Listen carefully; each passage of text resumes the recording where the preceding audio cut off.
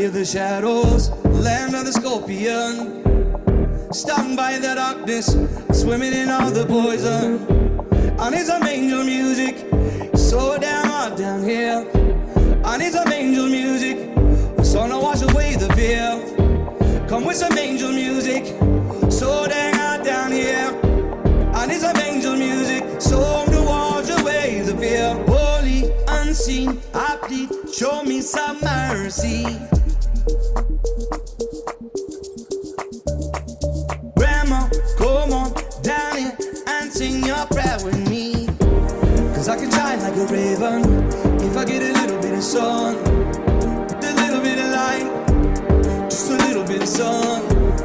I can shine like a raven if I get a little bit of sun, with a little bit of light.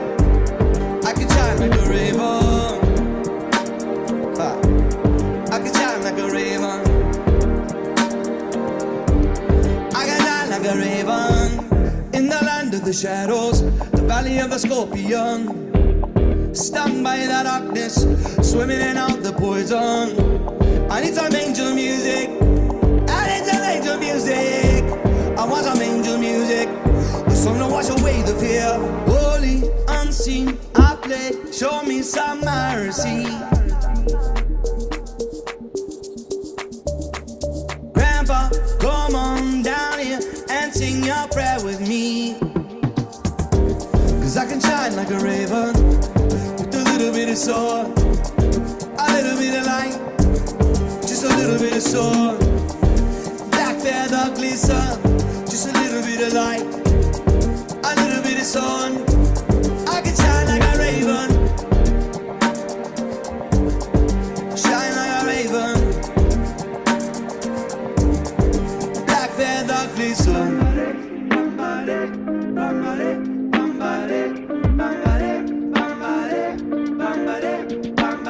Pull me up from the Snake River, I want to be one. Pull me up from the Snake River, I want to know freedom.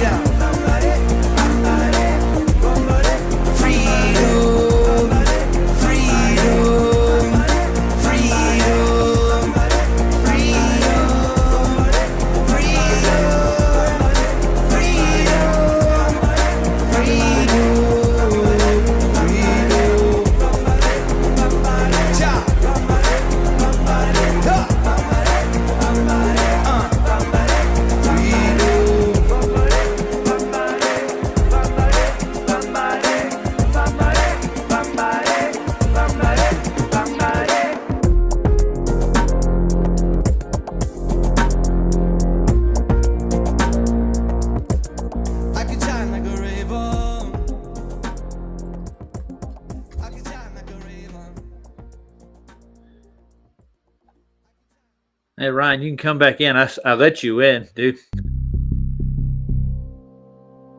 I did. There you go. He's back. Good God, guys. Sit still. Hey, Shifted. Hey, Ryan. You made it. Whew. Can you hear me? No, not much. Yeah. Hey, buddy. Hey, buddy. Is that... I'm looking at your avatar. Hold on, I'll see who you are here. Is that Dave Grohl? Nope. He's doing the Kurt Cobain thing, I think, isn't it? Yeah. Is that Kurt Cobain? Kurt. Yeah. Yes, sir. That's Kurt. Yep. That was early years, dude. I recognize that voice, though. Yeah. That shifted reality. Is it? Yeah, that's what he goes by. Say your name. That's not your real name, though. Say your name. I would hope not. Oh my God, we'll call him Shifted. Here. Different. What Where do you recognize his voice from? the Discord, obviously. Probably. There's a lot of guys that sound alike in Discord, though. You know that. Like, Yeah. trying to think of two people that sound a lot alike. There's he calls himself the Wave or something like that. What's his name? But he rides the fence when it comes to like this topic that I cover a lot. So it's like poor true. baby. Yeah, there's a lot of people like that, dude. Like 1 minute they think they're on a globe, and next minute they think the Earth is flat. I don't know. They can make their mind up. Well, Hey, Jono. I can That'll relate. Yeah. I never go back and forth.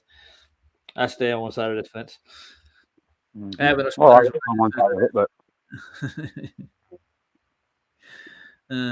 no, I go with what I can see, test, and in my own little world, I guess. yeah, I agree. Yeah. I like your picture, Roger. That's pretty sick, dude.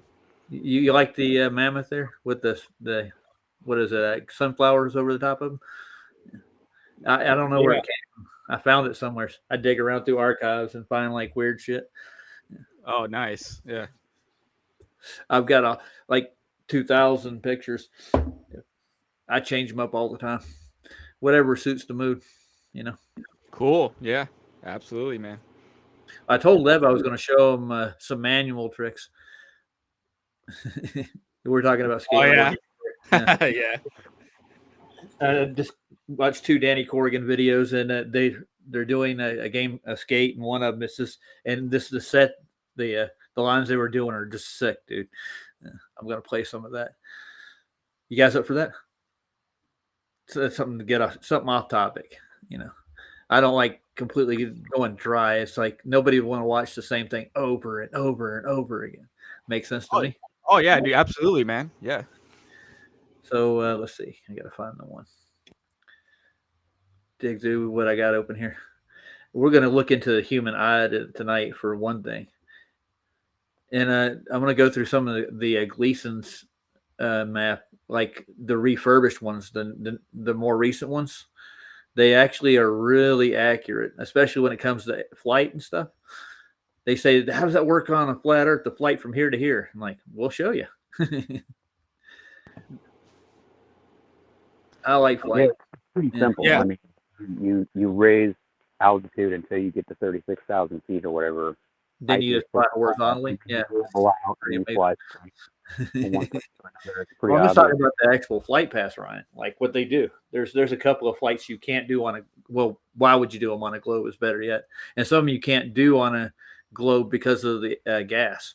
You can't fly that Considering far. it's like 20 below zero, anywhere above like 30,000 feet. I think that it doesn't really matter how cold it is below you. I think that if the jet streams are already like below zero, I don't think really it's going to make a lot of difference if the plane flies through a colder area. Do you? Nope, not at all, dude. So flying over Antarctica would be absolutely no issue, would it? No, but well, it would be an issue if there wasn't a bottom. But yeah, Yeah, you get what I'm saying. it would definitely be an issue for them, not us. But yeah. Well, nobody's done a complete flight over Antarctica, have they? I think somebody tried that a while back, but I don't know if it was legit or not. Well, you're talking about Greater Sapien try to charter a flight over Antarctica to prove that you can do it. No, there was a guy doing a live stream that was supposedly in a plane live, and he was saying he was flying over a certain place in Antarctica. You can fly over. I didn't necessarily believe him, but I'm just saying I've seen the video. I've never seen a whole video of a whole flight over Antarctica. Neither have I. I've only seen parts of one, but that probably explains why. Yeah, probably explains a lot by itself right there. It does explain a lot because there's something over there on the other side of Antarctica that probably obstructs your travel. This area over here, because we don't want you to see what's really going on down over here. Mm-hmm. So, yeah. Yeah, I think they ran out of places to fly. Hey, D man, how's it going? They ran out of places to fly. Yeah, there's something in the way, I think, and it's not just like a song that Kurt Cobain wrote.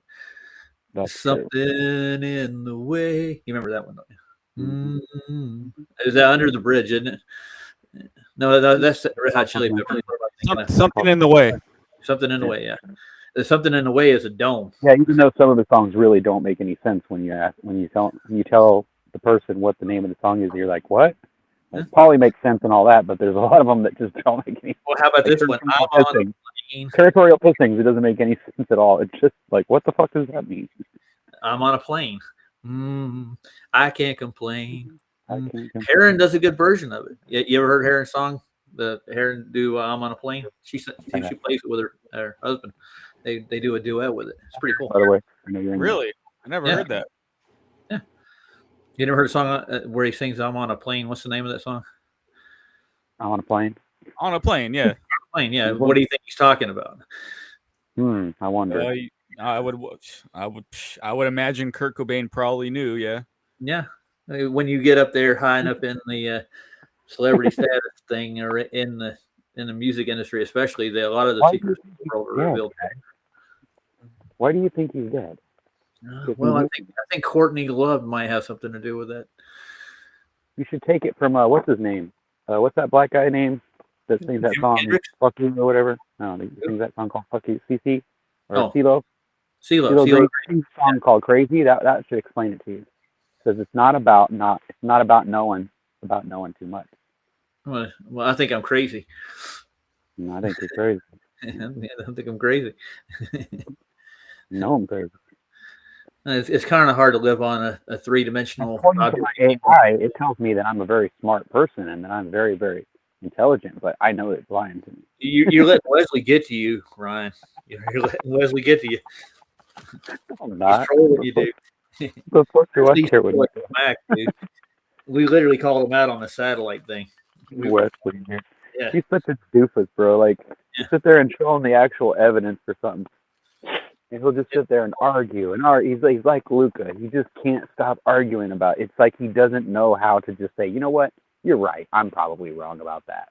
No, he said you got to ask an expert. That's what I heard. Well, oh fuck. What does that mean? Yeah, no. Somebody in the field, probably. And listen, just because you took a course in college called Psychology 101 or Retard 1 or whatever the fuck it was, doesn't make you a fucking expert, dude. I don't give a fuck. Did he say even if you get degrees in the science, I still don't consider you smart because I know plenty of people who have degrees who are fucking idiots. So, and they believe dumb shit. The people who are intelligent enough to get those degrees, they still have to go with the consensus.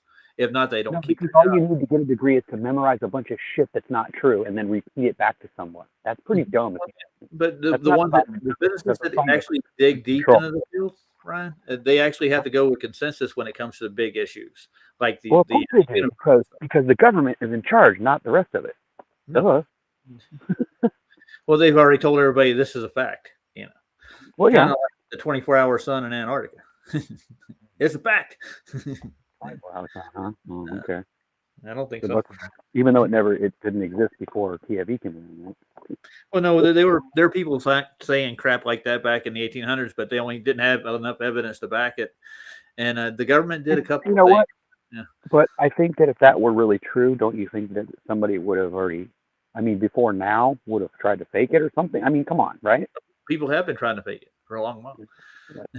The 24 hours. I never really thought about 24-hour sun at the South Pole. I would have never even thought of that as like a reason. I mean, even if I was on the globe side, I don't think I would have thought of that as an excuse for why it is or isn't. Because it doesn't matter. You get into the cosmology and you find out the fucking ocean, you measure the horizon, you come up with a flat line in every direction, and there's no arguing with that. That means you're on a flat plane. You can't argue with that. There is no argument to it. So to me, that's the only evidence that's even acceptable. Is for you to go to the ocean and see the fucking water is flat. Beyond the water, you can't believe in a ball. It's just not possible anymore. It sounds like you're doubting the 24-hour sun thing. So now I'm actually strong enough to say there isn't one. I'm going down to prove it. I know, but I don't care if there's one or not because it doesn't really change anything for me. It doesn't change anything. That's not for you, but this is for people who look into the models and see how they work. If you look into the globe model, and we have on the show, we actually did a show. I remember we compared the North. We don't know all about the globe model, dude. Trust me. I think everybody knows. Yeah, and they have to have that for their space to be what they say it is. Their orbit around the sun, the tilt of the earth, the whole 9 yards. It has to be there. You know what I'm Can you saying? believe that my AI actually tried to argue with me and using focal pendulums to try to tell me that the Earth turns? And I was like, Yeah. dude, that is the most Well, ridiculous retard. And then after I said what I said to it, then it agreed with me. It was like, you know what, you're right. Based on your filtering, that because I told it to filter out anything that doesn't have scientific evidence to back it up, like anything. Like I don't That's the care. Coriolis effect is basically what that is. You have to have Right. two separate Can't prove reference frames to And do when it. when I brought up the fact that you can't prove that scientifically, then it said, you know what, you're right. It doesn't match up with what you've given me to filter. And I said, well, if you filter out the bullshit and all that other stuff, like what people just say, oh, well, it's Well, like I'll give it what Nathan the tells answers that you. you're looking for. And If they try to we're tell me on that's and not on, the answer. we're on So the when I inertial told reference frame now. Listen. If you're on the inertial reference frame now, you would notice a deviation. Like yeah, of course if you you would. jump up and down, if you throw something, Gravity is not an answer for that. anything, it would fall to a different degree. It wouldn't fall exactly the same every time because we are in motion. The fact that a weak force called gravity can actually stop all that, which they can't really prove to begin with. You see it in airplanes, you see it in gyros, you see it in pendulums, even the ones that aren't set up like they do that set theirs up. They make a real high pendulum and they rock it back and forth for a long period of time. It takes ages for it to even start to deviate. Well, of course, because it takes a while before it swings around and starts to be a deviation. But if we were on the inertial turning, something that levels itself down to the center in the center, yeah. You know, like when you're using like a plumb bob, then that's what you're going to get. You're always going to get some kind of a change of movement because it's eventually going to run out of energy. That's why they need servos to make them work. If we were on the inertial reference frame, it would automatically make hanging things swing side to side. It would eventually gradually make it move. Yeah, the force from the actual spin would cause like cranes, my swing outside to start to deviate slowly over time, and nothing would not be in motion. There are things that are hanging from our reference frame that don't move at all. Go outside, you can see tons of them all over the place. So that over time that would happen, but it doesn't. We would notice it right away. Anyways, let's watch Danny Corrigan. We fall over sideways and be like, "Oh shit, fucking the Earth has changed speed." Yeah, everybody would. Everybody would fall over. All the cars would peel off the road. You know, like when there's an earthquake. You know, when everybody just kind of like freaks out and puts their hands out and tries not to fall over. Yeah, there would be absolutely no still water anywhere. No, it would constantly be moving towards the equator. Absolutely. So I'm gonna set this clip up here right quick because I want to show Lev this. We'll watch a little bit of skating for a bit. This is Danny Corrigan. They're playing a game of skate with another pro, and the game of skate is to get this guy to move back. That's what the bet is. So he's moving to California so he can skate for Dan as a pro. So you got to see these tricks, dude. These guys are sick. That's all I got to say. So we've been skating all day. I'm old, but yeah, game of skate down the stairs. If he loses, he has to move to California. Danny Corrigan. See a foul for all this. Yeah, the rails are a little sketchy. The stairs is fine. We'll do the stairs. I just don't know what you're gonna say to your girlfriend. Yeah, she's gonna be bummed, dude. She did, 100%. There's nothing I can do about it. I made a bet. I don't know. I haven't really played with anything. I did a nollie flip off the one stair and I fell on a tray flip, so I'm ready. If I can do that on the one stair, I'm ready. The most important moment of my life right here. Dave will be filming. All right, what's going on, dude? You just gotta film it. Rock, paper, scissors, shoot, or Rochambeau? Okay. Oh, I told you. I had to go first. No, because on the rail, like the stairs, I'm less consistent, dude. Here we go, first set, Dan. Ooh, kick flip.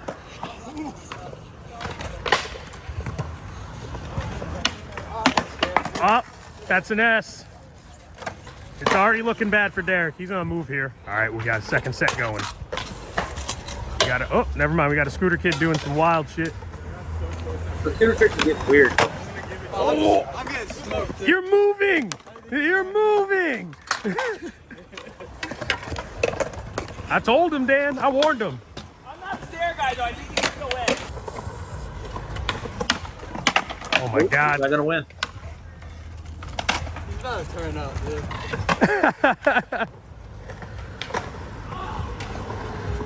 Who's all gonna make this guy move from the East Coast to the West Coast? You're taking a ladder? That's already A. Take a letter. You don't take a letter. I warned you.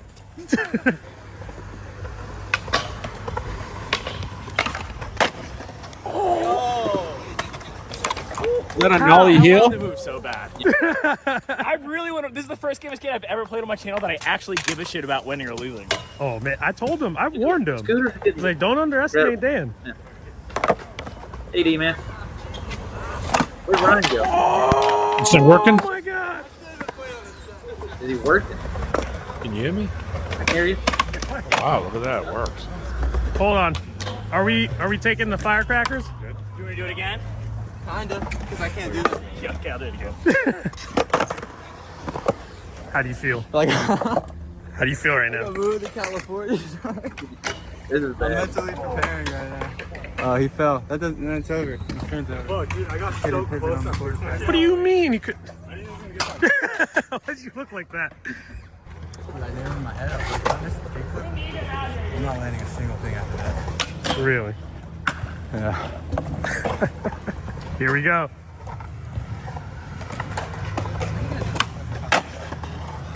He's on. Pop, shove it, right? Someone said we count that. Take the letter, dude. You can't take it E. You got it. You have to. I can't pop shove You it. can't take it E. Wait, you just got skunked. You can't take it E. Oh, should I do a different trick? Yeah. Well, we're not gonna go through all that. I want to go back. Bro, how do you feel? Terrible, dude. What trick? What's a fair trick? Whatever you want. What's a fair? He already lost the game technically. So how you doing, D man? I'm doing a. Oh, good. You hear me? I can hear you just I'm fine. doing. You You're should good. see. You should see this headset. It's fucking hilarious. I sat here today, and I took an old headset apart and pulled the mic out, and I have it taped to the front of this thing. That's how Mickey Mouse this thing is. You sound like Ryan. He does that with a lot of his stuff, dude. He Oh does my god, I'm so bad. Well, I ordered a headset one, like earbud style, that has a boom mic on it. It should be here probably Monday or Tuesday, but I took my old headset because the mic was bad, and I took the one I sat on, and I just cut the end piece off and took the mic element out because the other one, the element on it was bad. So I just hacked that onto the other one today, and I was like, "Fuck it, let me try it. It's probably ain't gonna work." But I was like, Jeez, you fucking jerry rigged the shit out of that, dude. "Oh, I got tape holding the friggin' thing onto the end of the hacksaw stuff." Dude, that nollie heel was fucking badass, dude. It is. You got to see some of these earlier tricks in this set. I'll show you. The earliest session. That's what I want to watch. But I just want to get that game of skate out of the way because this guy bet his whole life on it. He's moving back to California just because of a game of skate. That's pretty bad. Dude. I don't think I make a bet like that, dude. He didn't tell anybody either. But I mean, when you're young and stupid, I mean, you'll do all kinds of stuff. I sat on my headset the other day by accident. I put it on the chair.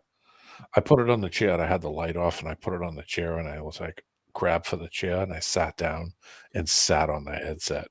I've sat on my headset, but I'll show you mine. And I broke the whole earpiece. Broke the whole thing open. Here, I'll show you mine. Let's see. Something inside broke. I think the volume knob. Something happened. This thing. I had to jump up and down on these things. Yeah. I have an old pair of like gaming headset from like 15 years ago. That's what those old ones were. It's got the mouthpiece that goes down. Yeah. It's got the boom mic that comes over. Dude, Roger, I thought you were Mexican for some reason, dude. Why? D-Man see me. Do I look Mexican, D? Yeah, C. That's cool, brother. No, I'm a white boy. I'm sorry. I had a friend who had your voice who was Mexican. That's why I thought that, but you never know on YouTube, man. So yeah. No, I got an Irish grandmother, and on the other side, I got an Egyptian Lebanese grandmother. Both my Nice. grandparents. They got a Dutch grandfather and an English grandfather. So Nice. mostly Irish. white. Yeah, if you want to roll it. But I mean, I didn't go get a DNA test neither. I don't think I'd do that anyways. Irish and all, Italian. Yeah, it's all bullshit anyway. How do they know by looking at your blood where you? That's what I'm saying. How would they know? Yeah. Do the cells look different for some reason? Because I mean, we all have the same anatomy for one. Those are the building blocks of the cells. You know, what are the markers that tell you that hey, he's an Italian? Okay, I don't know. I don't get it. It's something to make money off of, I'm sure. Ancestry.com, yeah, make money. 43andMe. Yeah. Yeah. Didn't they get shut down? I think they did. Yeah. Yeah. Well, let's check out some cool skateboarding tricks right quick. This is everybody's landing everything.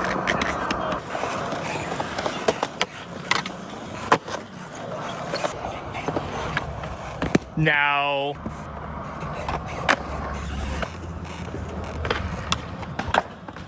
Cody's here. Kenny's here. Whoa.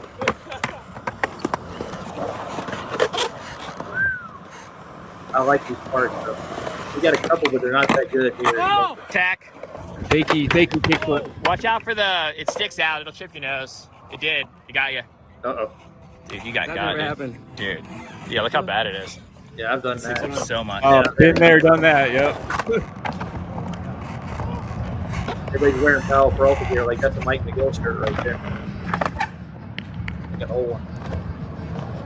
He's the guy who made the McFlip. Oh, not enough speed. Yeah, you got it.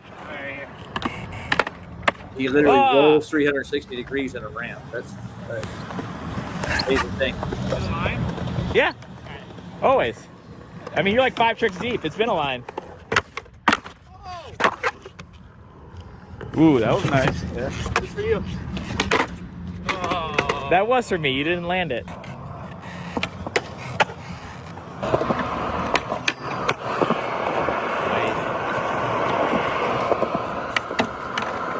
Ooh, that was nice. Wow. Very rare.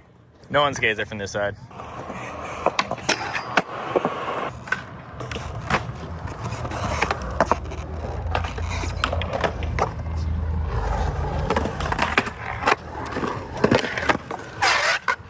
Nice. I like it. They go through a whole bunch of skaters.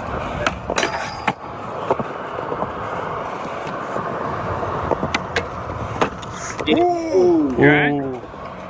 Skating wasn't quite that technical when I was harder to get that way. It got harder and harder. It seems like it's getting worse. Good save. How do these kids do this trick nowadays? That was almost Brian Anderson air right fall. You know exactly which one I'm talking about. Ooh, wow. Pull this up. Yeah, That's nice. there it is. Wow. Shove it out, right? Keeps doing it, yeah. Yeah. Kind of accidentally filming a video today. Today I was just trying to get my body back. This is where it starts getting real. But everyone's right landing stuff, though. here. Just nice to do. One, and cover that up. Ooh, that was nice. And Danny starts skating. Wow. That's Danny Corrigan. That's the guy that's Is that that heel flip? yeah, he's skating. Switching out. Nice back. Wow.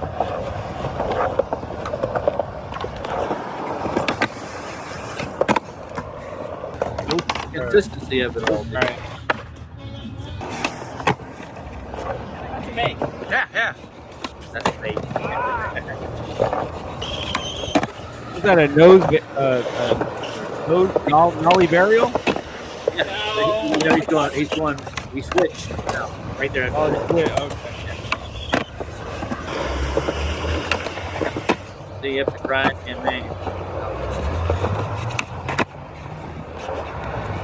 He's carrying a 69 here. Biggest one.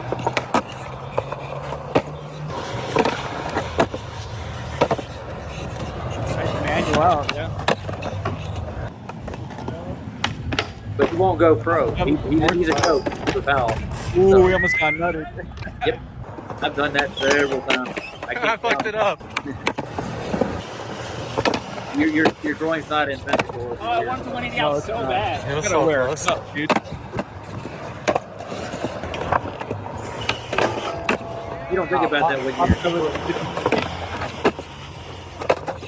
Ah, shuffle.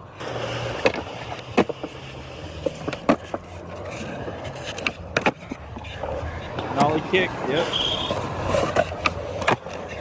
Nollie with burial or nollie? Yeah, yeah.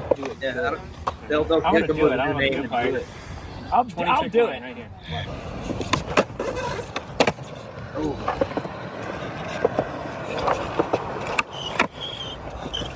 I can do like 2/3 of this stuff. Not as consistent. It's been a long time.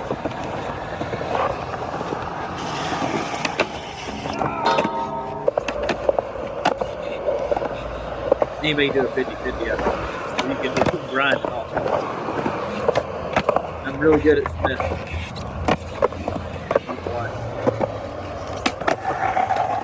I don't think Cubby Bear's skateboard. Hey, Dr. Bass. Oh, Did you just wall ride that fucking rail, dude? yep. Jesus Christ. They spent a whole session while riding the fence. Fences are hard to do. Do they give? The ledge is beveled and bending the wrong way, but I feel like I get 50-50 at least to the 90-degree point. I feel like if I pinch cross lock and then stand here, it'll hold. What are you about to do? This is hard. Also, cranking locking truck. Yeah, I feel like I can get to like here. That's the challenge. Almost. So close. I swear to God, there's a sweet spot for like ledges like this where it's like your shoulders are here and it, like this back heel wheel holds you against it. Hey, Memorial Garden. Or back toe wheel, but like that's where it was, but I wasn't standing on top right. Do it. You can do it all night. So close.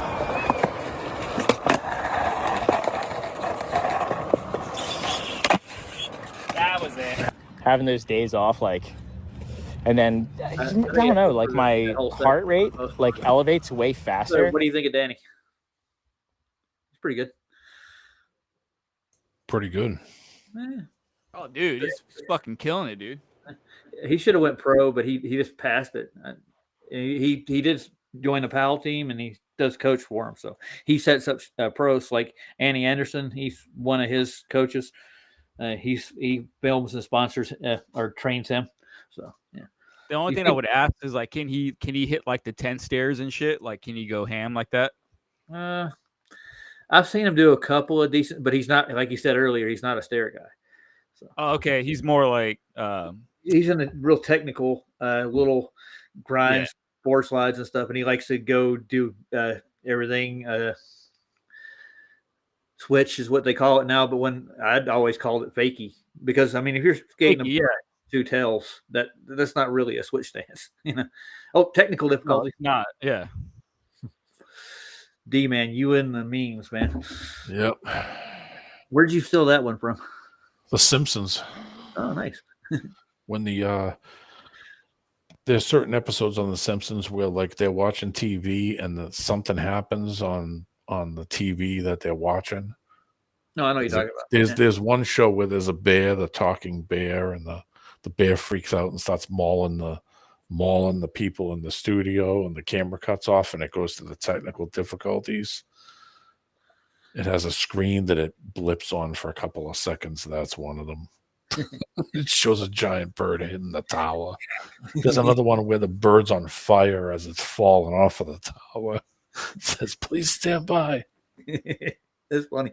Yeah, you notice the backdrop. We have the Suez Canal where it splits, right? Yeah. It just reminded me of Max. Yeah, level curves. Like, Yeah. We remember we were looking one night on Google Earth when we were looking at the split off, Remember that night we were geeking on the what was it? That in Panama? I think the Panama Canal was the one he was talking about. Well, he was talking about the Suez is what he brought up. He brought the whole engineering schematic for the whole canal. Like, look here, it deviates. No, it doesn't deviate. His deviation's in his mind, dude. He literally at the end said that he believes that level curves. That's where it all starts. There's no level that curves anywhere. That's an oxymoron to start with. You can drive straight over a curve. I mean, you can drive straight around a bend over a hill. Over a hill, yes, and say you're going up and you're going down, but you're driving straight is a position. Level is the angle. So straight could be, you just get in the car and point it and you're driving straight. Yeah. Straight doesn't care if you're going up or down. You know what I mean? Yeah. Well, I found a video. Let's see. I got it's just the direction. Yeah.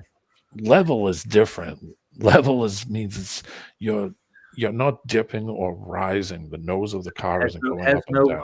Part higher or lower. Yeah, you're not walking up a hill or down a hill. That's not level. No. Because it's doing topography. It's doing things. There's bumps and hills and what do you call it? Well, we're not talking about topography though. When we say flat Earth, it's not topography. It has nothing to do with it. Yeah, I know, but I'm saying like the way he's thinking about it is that it's going up and then tilting down, and that isn't level. Yeah. No, it's not. And straight is just the fucking direction that you're going. Straight doesn't matter if you're up or down. You know what I mean? His mindset doesn't understand the difference between straight, flat, and level. Well, they automatically pre-assume that sphere to begin with, and it's in all the math, one way or another. There's always a pre-assumed. Yeah. They don't calculate it like they do even with when you're doing actual surveying. It's rise over run. It's a slope angle is what you're looking for. That's when you get curves. Yeah, it's the angle itself. Yeah. Even the position of how you would see something. Say you were standing at the bottom of a hill and a car was rising, you would see the position of the car angle change. You would see the nose come up. And the same thing if you were on the other side of the hill and the car came over the top of the hill. At one point, it would be level. You would see it was level coming at you as it was coming over the hill and going down the hill. You would see the ass end of the car come up and you would see the nose come down.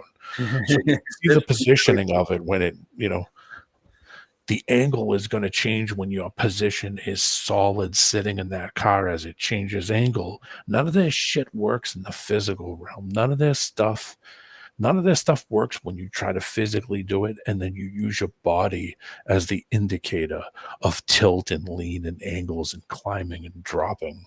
It does. None of this shit works. If you're on a circus ride, maybe. I don't know. No, not even there, because that's why you get sick while you're on those damn things. They used to have this fucking ride called the tilter wheel. You ever see it? The fucking wheel that you get on, it spins around and then the fucking arm tilts it up and holy shit. I got feel every action. I got family that are carny, so that they all worked all those rides, man. You feel every fucking bit, because if you try to push yourself out of that thing, it's number one, it's spinning around, so it's pushing you up against it. It's positive because it's spinning. When he slows it down and it fucking does the loop and comes up over the top, and now it takes you from the bottom and spits you to the top. Your body gets really light for a couple of seconds, and then the G-forces tuck you right back into that cage again. You're holding onto the chain. If he spins it really, really fast, because some of them would do it really fast and get all the kids freaking out, it would just pin you into it. If you tried to grab the bars and pull yourself forward, it was like doing a push-up. You know what I would like to do? Actually, I would like to own an egg beater. You ever get on one of those? Yeah, that's exactly what it's doing. It's spinning you around. So the forces are pushing you back. Yeah. But I mean, when you take all that bullshit that they talk and you apply it to physical things, and you use your body to tell you what it's doing. Your body is telling you what it's doing. You have a gyro built right into your body.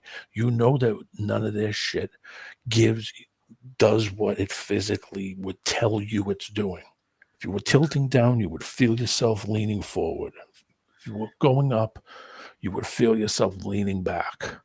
or standing up and adjusting yourself. You would feel the angle in your feet if you were, angling up. Your body autocorrects. Yeah, I found a good video I want to watch on Dave Weiss's app. They're auditing NASA. You've seen the audit videos, Yeah. like where they go into Congress. They're actually petitioning for Gus Grissom to be recognized and to start investigating the CIA and his death. That would be a precedent right there. Like The Gus thing that Grissom. I read about that was that they were actually they were pumping some mixture of oxygen into that thing when it popped off, and it was some kind of crazy mixture of oxygen that was crazy flammable. It cooked those guys like a chicken. In that environment at all? Why would there's no reason for them to be even in altitude to have like pure oxygen pumped into the thing? I don't know how it was. I read a small thing about that whole thing. There used to be pictures on the internet of their suits. Mm-hmm. Yeah. You ever look at the actual bodies? I've seen it once. Oh man, like it's bad news. Shifty, have you ever seen that one? The Gus Grissom. I'm sorry. Did I see what? You ever seen Gus Grissom? Like the story behind it? No, I have not. Have you ever heard of him before? He's one of the NASA bullshitters, right? Well, he's dead because he decided he wasn't going to go along with the program. Burned to death. Oh, really? Yeah. Uh-huh. Here. Oh, cool. Yeah, I'm gonna put the video on. So. Cool. All right, let's see it. We're not going to watch the actual Gus Grissom video. I don't think. No, you can't. Well, only if it was Charlie. If it was Charlie Kirk. If it was Charlie Kirk, they don't have any problems with it. We could watch that happen. Show something real, and they'll be like, "Oh, strike it." I'm trying to get it on the YouTube thing. I have it on Dave's app. This video, and he put a lemon on the console. There's a picture of him with a lemon in front of him on the. That's what he actually. That's what this guy actually brings up, the lemon, and that's one of the things. From what I heard, he basically, when they first saw the capsule, he walked over to it because it was all made out of wood and all kinds of shit. I don't know if it was just like he had basically said, "This is the piece of shit we're going up there," or some kind of shit like that. That's what he put the lemon on it. I think when he realized. It was fake, that was when he was like, "Oh, okay, this is fake." He made that. What's up, Scott? So, you sound good today, Scott. I was watching skate leagues, street league. Oh, I was going to say, if you want to watch something pretty cool, it was pretty awesome. The final. Yeah. Nice. Did you watch what we were watching earlier? Did you see this? Danny Corrigan. Danny Corrigan, yeah. They were playing a game of skate, and there was a couple of sessions where it was sick. Did he win? Because he wins a lot in skate. Yeah, Danny. Yeah, he did. This kid he bet him to move back to California and actually start skating for him. Oh yeah. If he lost, he had to move back to California. If not, he'd stay on the East Coast. But I'm going to play this Gus Grissom video. It's actually the space audits, the actual program where they're actually auditing NASA. They're petitioning Congress to investigate Gus Grissom. So you know about Gus, don't you, Scott? Was that the news guy? No, Gus Grissom was the original captain of the Gemini project and the original pilot for the Apollo. He's the original captain. I just forgot that they killed him, right? Yeah. This is Brevard County in Florida where NASA is. So I'll put it up there. We'll play it. There's two other guys in that capsule with him. Oh, yeah. White, and there was another one. I can't remember his name. Chafee, I think it was. Oh. And they're dead, man. And it's he did blow a whistle. He did say there was no way that they can communicate. But if they can't communicate between two buildings at NASA, how are they going to communicate with us on the moon? That's what he said. And then he called a press conference with all the three major networks, and he was going to do it before this accident happened. Then all of a sudden, conveniently, the accident happens. He gets burned to death, and it all goes away. And then they go to Gus's house and they raid his place, take all the documents out of his house, and his they never have ever really paid his widow anything for restitution, hardly at all. She sued him to actually get anything out of him, and they're fighting the lawsuit all the time. Like, it's not our fault he died, kind of thing. You know. Yeah. I think it is their fault. Did you say that they're going to investigate the CIA? That's the funniest thing I've ever heard in my life. They should. They should do a lot of things, but they're never going to do that. Yeah. Or be honest about it. Yeah, It's like you know, impossible. they don't investigate themselves. They don't go stab themselves. Yeah. You can't. Yeah, like, it's like Right. Yeah. It's not gonna happen. Yeah. Yeah, we investigated ourselves and found we did nothing wrong. Absolutely. I'm completely innocent of all charges, Your Honor. Don't look over here as they're burning the evidence. What's that? Oh, that's just to keep warm out back with the hobos. Yeah. that would be a funny skit with the one guy, the new FBI guy. What's his name? Cash. Cross-eyed guy. Yeah, Cash Patel. Patel. Like, Yeah. we're investigating the CIA, and then the CIA goes, ha, ha, ha, "That's hilarious." They're like all in the room laughing at him. Like, that'd be hilarious. Hey, Scott, where's your mic at right now? As far away as possible. Oh, you can get it a little closer because we can hardly hear you, dude. See, it's retarded. Yeah, I know. Mics don't have a consciousness. Yeah, they're just like a sentient being. Another sentient thing. They're choosing the Yeah. game. Speaking of Mike, D-Man needs a new one. We got to do a fun. Maybe when there's more people on, like it kind of amps your mic up or something. Maybe, you know what I'm saying? Like, For just 65 cents a day, you can buy D-Man a brand new high quality headset. 65 cents a day. I got to get an 800 number for that just for you. For a D-Man, dollar. I'll get Actually, you a it'll only take you like a month to get a decent mic. For Just and a month. if you for just an extra 65 cents a day, you can help Cubby get a new ceiling. Help Wait, YouTube's poor. You haven't What's seen? wrong with the ceiling? Well, he films in the basement where there's no ceiling. Yeah. Oh, I get it. So they're Like like, a- oh, poor Cubby. He's living Not in not a new ceiling. You mean just a ceiling? Yes. Yeah. Dude, Just for $1 a day. Roger, you think fucking NASA cares about Brevard County Commission? They don't give a fuck about them, dude. No, but that's where the Florida thing is, like their launch pad and stuff. Yeah, I know, but I'm saying, you think NASA gives two shits about what the fuck they have to say? Not No. really. But you see, this guy's actually getting out in public and letting people know. There's a lot of people that don't know about this stuff. So, Well, the problem is, this is that one guy, right? Oh, sorry. Go ahead. fucking Brevard County doesn't pay NASA. Fucking the feds do, and who pays the feds? We do.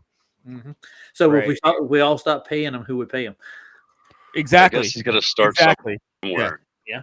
And it's good to get their attention You gotta of the courts and get this on a record so people know about it.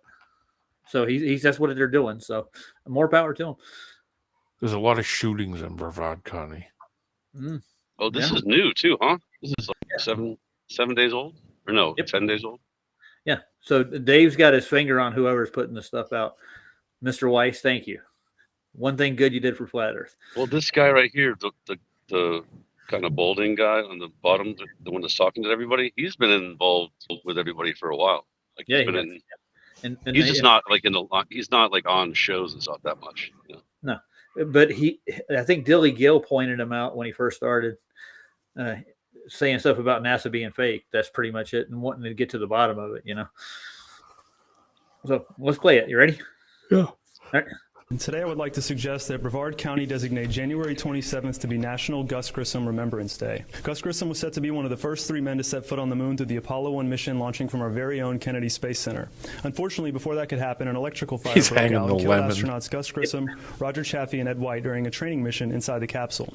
The Grissom family had doubt from the official NASA ruling from the very beginning. Even before Apollo 1, Grissom received death threats, which his family believed emanated from within the space program. The threats were so serious he was put under Secret Service protection and moved to a safe house. According to his wife, Grissom warned her, if there's ever a serious accident to happen within the space program, it's likely to be me. But why? Grissom was known for being critical and quite outspoken regarding NASA's ability to put men on the moon. And on January 22nd, 1967, he gave an impromptu press conference with media and stated they were a decade away from a lunar mission. This embarrassed NASA publicly. He was heavily reprimanded for giving this interview without permission.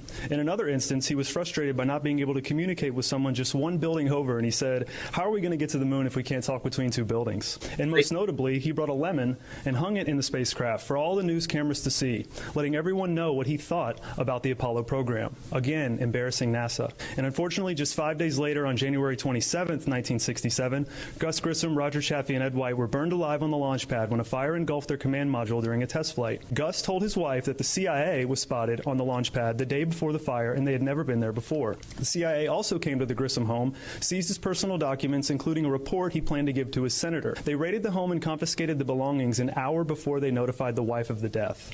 So to recap, Gus Grissom is embarrassing NASA in front of the media, calling the rocket a lemon, receiving death threats, warning that something could happen to him. Then the CIA is seen on the launch pad for the first time ever, and he's dead the following day. Ladies and gentlemen of the jury, it doesn't take a rocket scientist to see that there is foul play and a cover-up going on here. His wife and sons fought tirelessly for years to get answers surrounding his death, constantly being met with resistance. And to this day, they maintain that that fire was started deliberately. Did NASA and the CIA murder 3 astronauts and cover it up? The public deserves to know the truth, and my hope is that this day of remembrance will shed light on what really happened to these 3 men and get their families the justice they deserve. I will also be sending a formal request to the federal government to reopen this investigation, and I hope the Brevard County Commission will support me in that effort. Thank you very much for your time. Boom. There you go. Yeah, they're like, okay, yeah, thank you. Next. Yeah. But I mean, Yeah. at least he's up there in front of Brevard County and actually proposing that they actually investigate this crap. Yeah, and the other thing too is the reason he's doing that is because that's on public TV. Oh yeah. So And it's record. yeah, so exactly, and it's a record, and it's they could put it on the internet at that point because it's public. It's a public hearing, so anybody could record that and put it on the internet and say, "Here, check this out. Here I am." Like Cash does. Cash does the same thing when he goes to the city council meetings and talks about whatever's going on in the town. Yeah. It's to get people to think about it for a minute and go and look it up themselves. It's more of an informational thing than it is him trying to get people to do something, because they're not going to do a fucking thing. Nope. Yeah, exactly. They're not going to do shit. Yeah, Dude. they're not going to do anything about anything, no matter who the hell comes to them about anything. They're not going to care because they got your money. They don't give a fuck what you got to say in the first place. NASA has so much of our money that it doesn't even matter, dude. At this point, it really doesn't even matter. You know what their budget was last year, right? 24.5 million.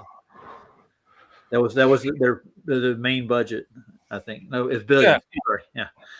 And you would think they could do a lot more with that money than they do. Well, they always scream for more budget. Well, listen to what they did, like 2015, 2016. They were saying we need more budget if we're going to do any more things. It's all fake. It's all black project money. Yeah, the money goes to everybody from cartels to Yeah. local senators. Man, they get paid off. Yeah, it's so they don't have to create a record of where it's going, what it's doing. Dude, name one thing NASA's done for any of us. They've created Tang. They have been different things. We can Velcro. go through different things they invented. Tang. Velcro, literally Velcro. This is the only thing I can think of. No. I don't think they invented Velcro. I'll be honest with you. Yeah, they didn't. They proved it. It's 3M. Yeah. If it wasn't for that $26 million a day, kids would have never got their vitamin C from Tang. Damn right, you know it. Tang. I mean, I had that for breakfast. NASA has never really done anything. They've had other companies do things for NASA. And MREs, you wouldn't even know what an MRE was. This was totally worth the $80 trillion it's cost so far. Well, MREs have been around since World War I, dude. Yeah, I know. Yeah, but they got the modern one. Their whole vacuum sealed packages and it's a joke. Ice cream. I'm eating a Salisbury steak in space. Yeah, Salisbury steak in space. Yeah. Oh man. So I got another quick little short. It's a flight video. Let's see if I can get it on up here. Awesome. This is one that it was on Flat Earth Library. It's a good video. I liked it. She makes a real good point too. Let's see if I can. Here it is. It's on X, but I'm gonna share it anyways. I'll make the screen big. X has got a lot of stuff on there. That's why I started watching Flat Earth Library on X, because they're putting out videos I don't see anywhere else. Yeah. Well, Flat Earth Library is on YouTube too. Yeah, I've been on there too, but I don't think he's got everything on YouTube that he has on X. Yeah. And I think it's 7 Club doing it, right? I see a lot of his videos in here. The other one I found was I found one on. It could be multiple people doing it. I don't know. I think a lot of the stuff is a lot of the same people putting it out, just in different. It was shit, that one me and you were looking at on BitChute. Yeah, the BitChute one, where that channel was a good one too. Sales something, I forget what the fuck it was called though. Sunset Sun. Yeah, some shit like that. And that one's he's dumping a lot of videos in there now, a lot of FE and space stuff, and they can't get rid of us for some reason, although they're trying to. It seems like why? What's the big deal? Well, they got a lot of money tied up in their fantasy world. Yeah, well, it's to get people to question what all that money's doing. What is all that shit doing? If you can't do that, if you can't physically do it, where the fuck are we? What are we doing? Yeah, well, America was built on that principle. Like the government was for the who again? What's the government supposed to be for in America? For the people. Yeah, it's funded by the people. Yeah, people's work. Yeah. So they've corrupted that law. And I like Ryan Asav, his son. I love his channel. If you guys haven't subscribed to Ryan's channel, go do it, man. He does fiction legal work. Yeah. If you want to find out where you stand in the corporate America as it is, that's basically where you live, anyways. He'll let you know you're a slave, dude. If you're working, and I work, and I don't judge people that do work. I have to work. But the fact of the matter is, when the government literally abuses your time, effort as a citizen, that's wrong, dude. You got to find a way around it. Really, that's what you have to do. Well, I mean, that's the whole problem. We've talked about this before, that there is a federal tax exemption. So you can be exempt from taxes. The problem is that it has a money limit. So it's $10,000. If you make $10,000 and 1 cent, you have to pay. And you don't get it back now. The way they got it rigged, I don't get any federal back when I file. They take almost 30% of my taxes. The rest of it goes to state, but I get my state back, but I don't get my federal back at all, ever. It used to be, when I first started working, you could get your federal return back. In other words, they're just borrowing your money. Yeah, I know. That's the whole reason I went exempt, because I wasn't making enough anyway. I wasn't working enough to even have them take the tax out anyway. And then the lady at work had a fucking conniption when I went in and had to redo the tax form, because I checked the exempt box, and she was looking over it before she was going to put it into the scanner and scan it into the computer. So the thing. So what we did, me and my wife, we hired a tax guy, and he actually got us money back on our past 3 tax fucking whatever. Yeah, you can do exemptions, like where you can write stuff off. And it's a pain in the butt, though. It is. On the form, it's box 7. If you check box 7, it says exempt, and it doesn't take any federal taxes. The problem is if you make 1 penny over $10,000, you have to pay. I thought it was 15 at one point in time. I thought if you made under 15, you didn't have to pay federal, but I guess it's changed. 10K, $10K. It was $9K when I was when I did it for a while so I could get out of the Obama healthcare fucking Obamacare, because if you didn't, I read through the whole thing. I spent a week reading through that whole fucking thing that they came out with, and I found out that you were exempt from getting it if you didn't have to file. If you didn't have to file. So I was like, oh, fuck this then. So I just called work and said, okay, I can only make up to 10 grand. The minute I make over 10 grand, I'm done. I'm done for the year. Right. So I made like 9,800 and something bucks. The guy called me and said, you coming up on 10 grand. That was one of the things they used to fuck with us, dude. But really, it really didn't do shit, Well, they did that on purpose so that everybody would pay into it. And I was like, fuck you, I ain't paying it. I said, not a problem. Just cut me off when I get close to 10 grand. Call me on the phone. And the guy called me. I was at like 9,800 and some change. And he said, hey, just calling you, getting close to 10K. And I was like, all right, see you next year. Yeah. And that was it. I finished the I don't week. even remember that shit, dude. I think I had like some kind of insurance at the time, but like they didn't give a shit, dude. It was 2007, 2008. 2007, yeah, 2008, something like that, yeah. And I was like, fuck you, I ain't paying that shit. So I know, I didn't pay shit, dude. I just changed my schedule over to a seasonal worker, and then I only worked a part of the contract. So I worked the heavy shit during the year, and then as soon as like this time of the year came, I just wiped my hands clean and said, see you guys next year. And it just didn't bother. And I was like, I think it was different for me because I was a college student at the time, so shit was a little bit different. Nice. Well, I mean, I had to pay. Plus, I had to pay state taxes in 2 states because the company I worked for would send us out to New Jersey sometimes and do stuff out there. When the weather would get bad, we'd send crew guys out there to, to help with the roads and stuff. And so sometimes, they would send us out there and we'd go work on, big bridge projects. So we'd set up, shit in the road in the morning, and then we'd have to move equipment all day, move everything around for trucks and stuff. So, it was a fucking pain in the ass that I was paying taxes in fucking 2 states, living in another state, and pay federal taxes on top of it. It was like 60% of my fucking money I made during the year was in taxes. That's some bullshit right there. Yeah. It's fucking ridiculous.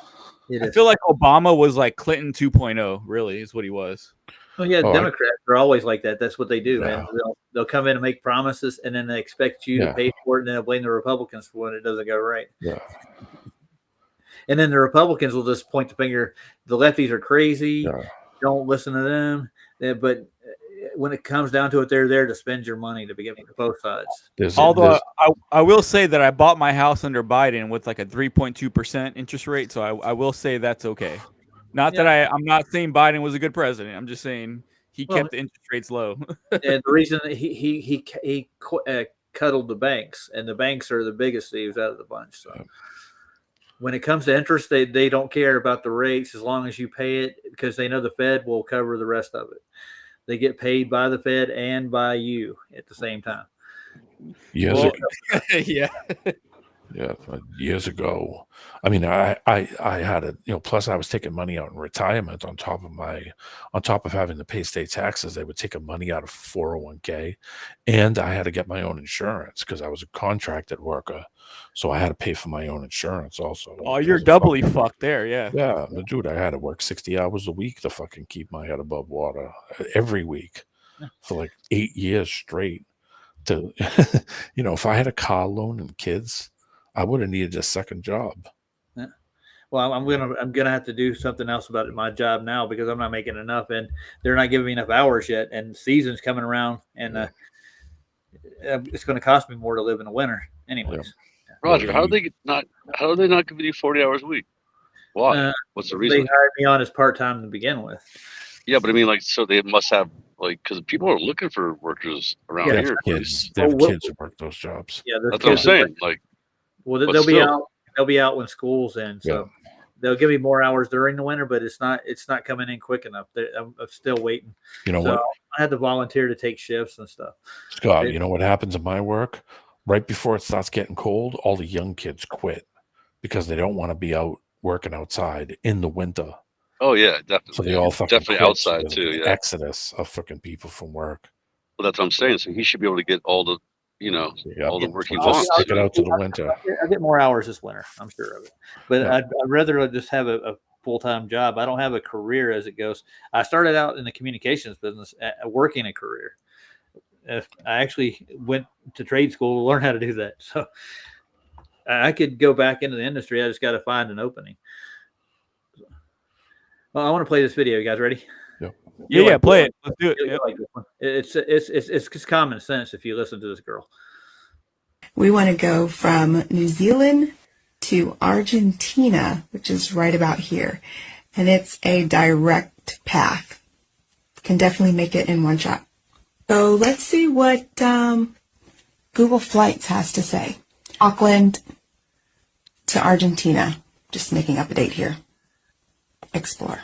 She's looking at all sites. Okay, now we're going to select Buenos Aires.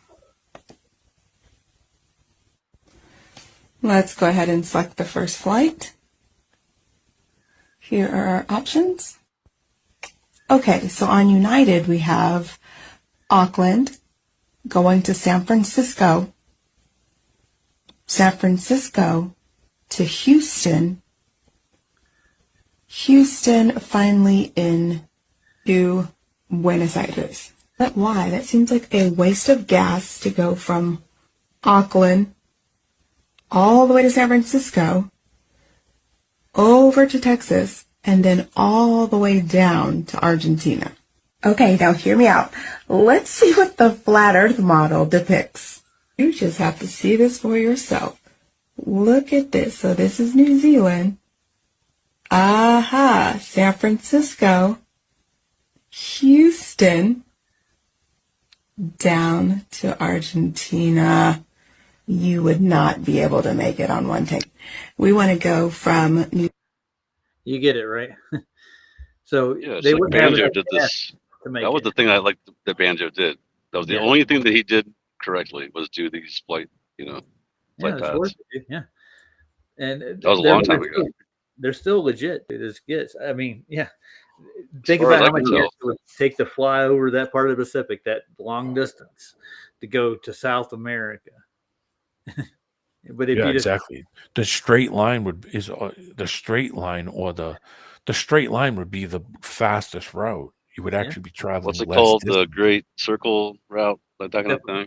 That's what they call it. Yeah, that's what I'm saying. They call it that. Yeah, that's what There's they should be doing on the globe. Yes, that's but they nonsense. don't. They almost never do. Right? Like, there's never been. Has there ever been like a Great Circle Route on the globe that made sense? No. And the rum lines that they actually stole that from are actually longer than the actual Great Circle routes themselves. They shortened the route. They shortened the whole thing. They had to compact it in the South to fit the globe model onto the flat Earth. Is what happened. Plus, if it's over a plane, it can just pull up, lay flat, do its angle that it goes at. It can do its normal flight. It can pop up, it can go to a flatten out, and it can fly for straight on. Where if it was that globe, now it's having to go way higher, climb way higher. The angle that it would have to flatten out would be way higher in elevation because of Considering the the arc hump. of the Earth. Yeah, exactly. Because the arc of the Earth. Now it starts getting unrealistic, because then at that point you could look and find out how high could that plane actually fly. And How that's high when that fucking thing falls apart, because then you realize, wait a minute, they would be way higher at elevation. Yeah. Because for them to do a crazy ass flight like that, it's like, yeah, that isn't happening. Intercontinental flights, like when if you're in the same continent, they just do a jump. They just do it. They get to altitude, level out, and then they go down. But they make it look like it's a leap, but they're actually leveling. They have to level out. Yeah, they have to. I mean, it's automatic too. Those systems that they have in there are made to, when they hit that elevation, they can just put it on autopilot. That shit's set right in all the coordinates and how it flies to a certain point are all automatically set. That guy can get up and go and eat dinner while the plane's flying itself. And when I first got into this, I actually sat down with a Delta pilot when I was getting on one of the flights, and I asked him, like, how when you get to altitude, what do you do? And he described what they do, and I'm like, okay, it makes no sense to a point, but now that I look at it, it makes all the sense in the world. At the speed they're going to get to the horizon, the horizontal, yeah. It looks like a leap because in states they're not going that far. I mean, what are you going, like at the most 2,000, 1,000 miles? Yeah. You go from Boston, you go from New York to LA, it's 3,000 miles. That's not that far of a flight. Go from New York to Japan. No, that's a big difference. Yes, and that's what I'm talking about. Is now for you to have to go over that distance, you'd have to go way the fuck up before you would. If you didn't, you'd be nosing that thing. The ground would be coming up as you would be coming, as you were flying. If you were to come up and do the same height that you do when you get on a plane now, when you were flying from New York to Tokyo, okay, and if it was in flat and do the exact same thing, you'd smash into the ground. Yeah. It would be the same thing if you were flying from the center of that point and now the ball was pulling down. You'd be climbing even though you're not going up. Well, you heard Aaron. The ground's dropping out below you. In the comments, you remember Aaron was talking about that they go down how many feet angled down, how many feet per second? Oh, it's a mile a minute. Mile a minute. Yeah, that's insane, dude. Yeah. So I mean, you know, yeah. A quarter of a mile is 1,300 feet, 1,320 feet. So think about that. Every minute, it's going 4 drag strips. Yeah, that's insane. We don't do that. No. Yeah, and you don't feel that thing nosing down. I've taken some pretty doozy flights, man. I was wandering around on the plane. I sat and I took a crap on the plane. You know what I mean? People were up walking around. It was like, come on, will you? Yeah. Oh, I thought I'd pull this up right quick. This is what I'm worried about here. This is what Brian redid. New Zealand's actual location in the timelines, and Australia is it covers too many time zones, and it's almost in 4 here. Yeah, their new updated map. Yeah. So this needed to be changed, and it never was, the cartography of Australia. And I think they won't let you do this. That's why the USGS, they're international. I think you literally have to check with them before you change anything on maps. Yeah. So, but trust me, that's just an upgraded fucking Mercator projection, dude. Yeah, so called. Yeah. So, but what Brian from Brian's Logic did, he actually made his own, and he centered most of these in their proper time zones. He called around and got the time zones where people were in Australia and New Zealand. So he resized Australia and New Zealand up. So it's a better fit. Trust me, I'm not surprised in the future that they don't start fucking with that map and upgrading and doing things to the map to make it generations down the line. The one that we see, the original one that we seen. Dude, they don't need to fuck with the map. They don't fucking need to, D, man. It's already too late, dude. Everybody's fucking brainwashed, dude. It's over, dude. I hope not. I'm not brainwashed. Yeah, you shitting me? There's more channels now than there was 10 years ago. Well, I mean, yeah, 5% out of 95. You know, I mean, fuck, dude. Well, most people don't even ask these questions unless they run across it on the internet. Yeah, well, exactly. 5% is generous. Yeah. I mean, in some occasions, you know, somebody will talk to somebody, and then I've done it where I've talked to guys at work, and somebody heard me talking about something, and I was like, just walked away. The guy looked at me, said, "Flat earther." I was like, "Yeah." He goes, "I could tell by the way you were talking. I knew exactly what you were talking about." So he was like, "Come on, work with me today." So, yeah. So shifted for meridians and time zone on a time zone for longitude and latitude. This map is actually pretty accurate. Yeah, they just got some of the sizes of the land wrong. I was talking about the Mercator projection is what I was talking about. Yeah, the Mercator projection is this ugly map to work with, dude.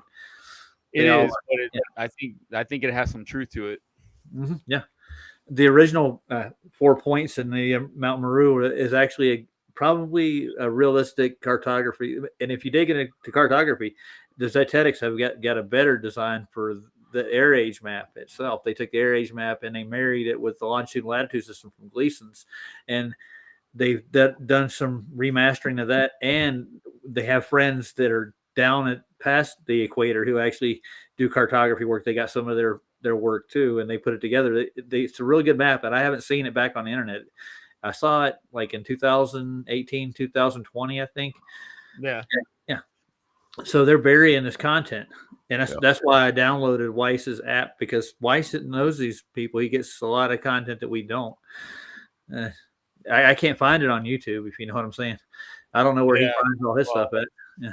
Back in 2017, you could find this shit, but even 15, 16, 17, yeah, but around 2019 or 18, that shit got fucking buried, dude.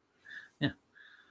Mhm. So if Brian's actually has made up his own little map, and he set it with the sun and moon and the time and date, and it works on the Gleason and the azimuth. The only thing is like Shane and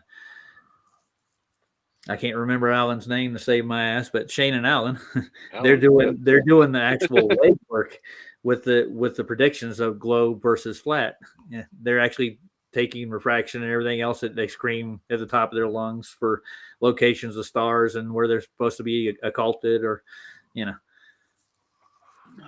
they're showing the work. They're doing it daily. But they canceled their show tonight though. They were going to be on. Well, I mean, that's good if they're still doing the work, man. I They mean, are. for fuck's sake, dude. 2025. I'm impressed they're still doing it. Yeah, the thing is, the one thing that they started looking into is where the ISS is going to be supposed to be at in the sky. So that they're looking at where it's supposed to be, and guess what? It's coming up more on a flat Earth than it is on a globe for the prediction where it would be on longitude and latitude, where you would see it in the sky. So it's really funny. It's not looking good for the globe. I say 80% of the time. It hasn't looked, dude. It hasn't looked good from them since 2015, dude. I mean, fuck it, dude. Keep doing the work. These fucking jabronis are never gonna wake up, though, dude. That's what I've come to realize. But no, don't give up hope yet. There's still us out here. Yeah. And by the way, next year I'm going to be going to Antarctica, so it's going to be fun. All right, right on, brother. Jeez, these bronies. These jabronis. Who you calling jabronis? Paul, Paul, the jabronis. Hey, Polly. Hey, D-Man. Iron Cheek. Iron Cheek. What's up? What do you call jabronis up there? Jabronis. Well, give me a definition. Well, jabroni is wrestling. I don't know. Yeah, it's a wrestling term. Oh, well, I mean, I know of it, but I mean, it's a different.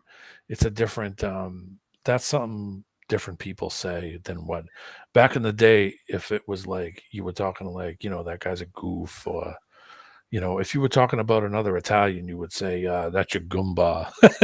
Hey, yeah, he's over there with his gumba. Bunch of goombas over there. Yeah, fucking goombas. Isn't that where Mario got half his characters from? But you could also say it in a different way, like you're talking about your friend. Yeah, me and my goomba, we were going down there. So if I went to Italy and I said goomba, they wouldn't get mad? No. Just means like, well, it depends on how you say it. Yeah. If you said it like, oh, that's fucking intent. Scott. Yeah, Scott is over there with those fucking goombas. Then they come over and show you what a goomba is. That's different than if I said, oh, I was with my goomba Scott. Yeah, he's cool. That's different. It's how you say it. It's like, are you a member of the Black Hand, D-Man? Oh, I'm just kidding. Did you say the Black Hand? Sure, but one of them is painted right now. I'm in the Blue Hands. Blue Hand Group. Yeah. You've heard of the Black Hand before, though. Isn't that like the Italian mob? Their dark side. I don't know. That's Sicilian stuff. Yeah. The hand of the black. He's not Sicilian. No. Well, actually, he's part Sicilian. Ask him. Yeah, I am. Yeah. So then you're part Moor, then. Now we're getting into the deer hunter. It was the Moops. No, remember it was the deer hunter. The deer hunter. My mom is from my mom's father was from northern Italy. Her mother is Sicilian, and what's the one with the Sardinian. So I'm a real cheap garlic eating drunk. No, there's nothing wrong with that. My father's 100% Irish, so. Yeah, I'm Wait, actually going to. What do you call the Irish part? You call them cheap? I look Irish too, which is really funny, but I talk like I'm an Italian because I grew up in an Italian neighborhood, so it's confusing. So, what video were you watching earlier, Scott? You were talking about it. Well, it's the SLS. They're in Vegas, actually. Vegas. So it's look up SLS. It's actually pretty entertaining as far as if you like skateboarding, obviously. Oh, yeah, no kidding. But like it gets good because if you know about who's in the finals, then you can see how it kind of comes out, like where It's really interesting, actually. So was it the SOL? Go SLS. You just go to SOS. SLS Vegas. You should Vegas. find the live stream. Gonna do a live. It should come up and then go to 1:49, 1 hour and 49 minutes. All right, let's see. Let's take a look at these boys skating. Okay, there's a live broadcast from them. That's it. So Yeah, it's 6 hours. Channel. Yeah. Yeah, it's on the channel, on the SLS channel. Yeah. So go to hour 25 is what you said, right? Hour 49. Hour 49. Okay. Yeah. And it starts out pretty nice. It starts out cool and then it like slows down a little bit, but you can just fast forward. Yeah. So since all this talk of the mob, anybody betting on this stuff? Talking to the mob. On what? On skating. Of course they were. On skating? What? Bet on Nancy Kerrigan against. No. We're skateboarding. What I'm talking about. Nancy Kerrigan against. Sorry, I think ice skating. Don't bet on Nancy because she gets hit in the leg. She gets hit in the leg with a billy club. A retractable billy club. Yeah, one of those. Retractable billy club. One day somebody was talking. I think it was Saw. Saw didn't remember the guy's name. He said, "Oh, that fucking goofy Joey guy." Buttafuoco. No, it was Jeff Galooly. Oh, Jeff Galooly. Oh, who was Joey Buttafuoco? I forget. Oh, that was somebody else. that was the guy from Stern. I think it was. He was the one that shot the girl. He was banging some young chick, and the chick shot his wife in the head. That's what it was. Yeah. Different weird story. Like, yeah, his crazy young girlfriend he had on the side because he was connected and he could do that. His Goomba. There it is. All right, you ready? I'll hit the play button. Here we go. We're off to Vegas. And of course, they're betting in Vegas. That's why it came to mind. They're courting and betting, bro. Yeah. What's his name was Nigel. Of course, Nigel was the number one. Like he was a top, whatever you want to call that, in Vegas. You know, when you're the highest. What's it called when you're the high? Like when you're the best of the gambling. You're Jimmy the Greek. You're the high roller. Yeah. No, I mean like so if it's a team, like when your team is where's Jaden when you need him? Because I'm sure he remembers what it's called. Whatever it's called. But Jaden's in jail, man. It's the highest odds. I know. Yeah. It's the highest odds, is what I'm saying. The odds. Yeah, it's a long shot. Favorite. It's a long shot. No, they're not the long shot. It's the odds favorite. Yeah. That's what it's called. Yeah, the lower the number to it, the better supposedly the better the chance. The higher the number. Yeah, the lower the number, less of the chance. They showed it. A 4-to-1 is better than a 13-to-1. See, but you win more money if it 13-to-1 wins. You now get more money. It's because it's probably the worst. Yeah, long shot. Yeah, exactly. D-Man knows that people own the casinos, man. Yeah. Well, no, I've got family who own casinos, to tell you the truth. I got family on my mom's side who actually own 2 casinos in Carson City. We used to buy occasionally. Nevada? Yeah. Oh, no shit. No shit. But they're sold now. And the original builders of the casinos owners they're my great uncles. They're dead. So they're wow. Yeah. So one of the family sold it off. Roger, one of the guys I used to work with once in a while, he would say, "Come on, let's go to the track. We'll go get lunch." And I'd say, "All right." So we'd go to the track. We'd sit in the at a table. Dog track. Yeah, at the dog track. Yeah, dogs. We'd eat lunch at the track, and then the girls would come over, and you could make the bet right there while you were sitting there waiting for your lunch. And I'm like, yeah. And the girl would hand you the book, and you could look at the book and say, "Sure, give me number 4 in the first. Give me number 3 in the second." Yeah, you could throw a fucking doll, $2-3 at her. And once in a while, I'd just pick the very lowest dog and just say, all right, I'm going to pick the lowest one. I'm going to throw the smallest bet on it that I can. And I'd win. I'd pick for the lunch. Yeah, I did it a bunch of times where the dog in front smashed into the other dog and the worst one ran through and won the race. And my friend was like, oh my God. He's like, go in the bathroom. And I was like, why? He said, pull the horseshoe out of your ass. Yeah, because it never, almost never happens. And I was like, there you go. I just paid for lunch. What's that? Yo, D-Man, what's that big-ass horse track on Long Island? Is that Beaumont or is that, what is that? I don't know. I'll be right back, guys. Massachusetts used to have Suffolk Downs. That was the big horse track. Oh, And it was okay. in, I think, Revere, on the border of Lake Revere. But it's long gone now. It's a fucking strip. It's a like one of those outlet malls where it's all the fucking Yeah. outlet stores. They That's ripped what it they all do. out. Yeah. They Dog- turned that shit into They fucking made strip. dog racing in Massachusetts illegal. So now you have to go down to Rhode Island if you want to watch greyhounds race. Don't go to PA because Mike Vick fucked that up, right? Yeah, with all the dog fighting shit. Reminds me of freaking.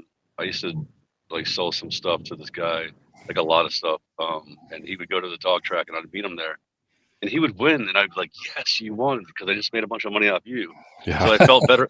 So I felt better about it. You know what I mean? Yeah. Like it made me feel better. I'm like, that's awesome. Everybody wins. You know. There used to be. I mean, there was professional gamblers.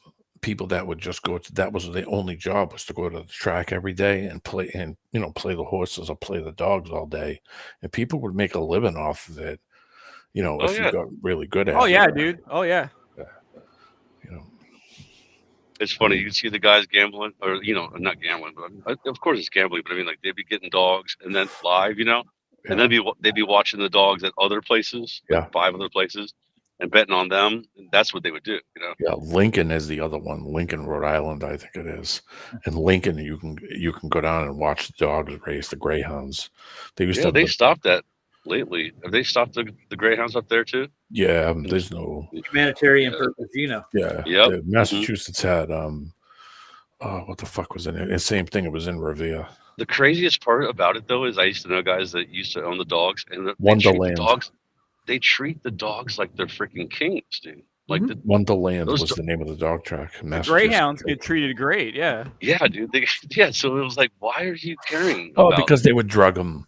Yeah. Sometimes they would, but they stopped doing that, though. I'm saying they would do it with the horses too. Yeah, but not everyone did that though. That's what I'm saying. Like they could have just made it that illegal, and then I think there's some parts of it that's legit, and there's some parts of it that is fixed.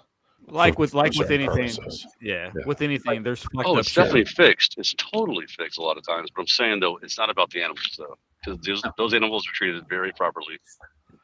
Well, the greyhounds, I mean, that's what they do, is they run. Yeah, the liberal committees that get up there and do that are doing it for show. They don't give a shit.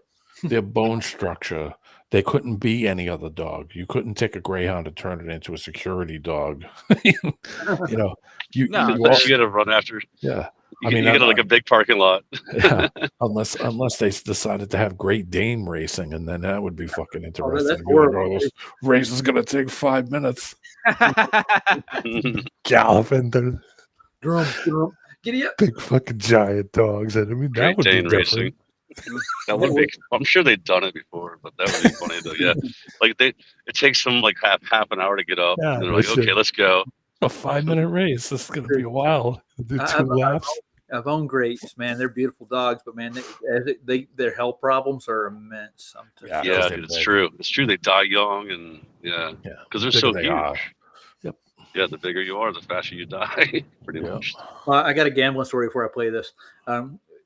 Not that I was gambling, but when I was growing up as a kid, the guy, one of the uncles who owned one of the Carson City casinos, his name was Fritz. And he would come over and want to see the nephews and nieces. He wanted to, give them money and stuff. But the family wouldn't let him come over. He'd always pull up in this dark black Lincoln 4-door with suicide doors on it with 2 goons. They'd show up at my grandparents' house, and they would never let him get out of the driveway and come inside because they didn't want the kids to see a monster lived in the family.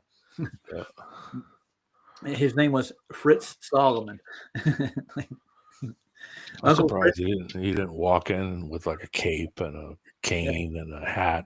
Hand it to the first person he saw. Come over, and kiss his hand. Basset hound racing would be hilarious. Basset hound racing, crawling across the line. It's gonna take an hour for that. So look at him, number 4. That would be an hour.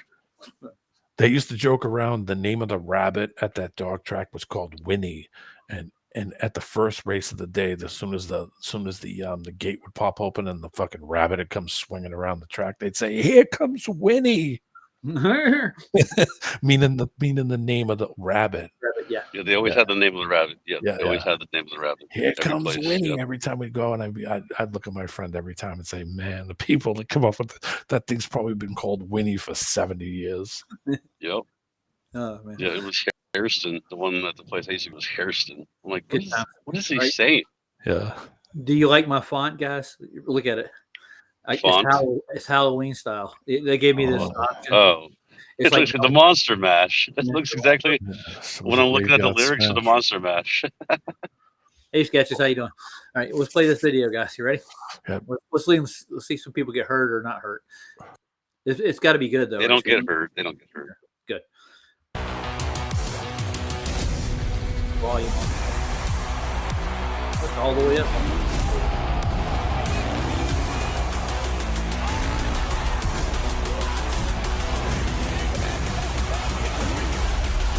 What?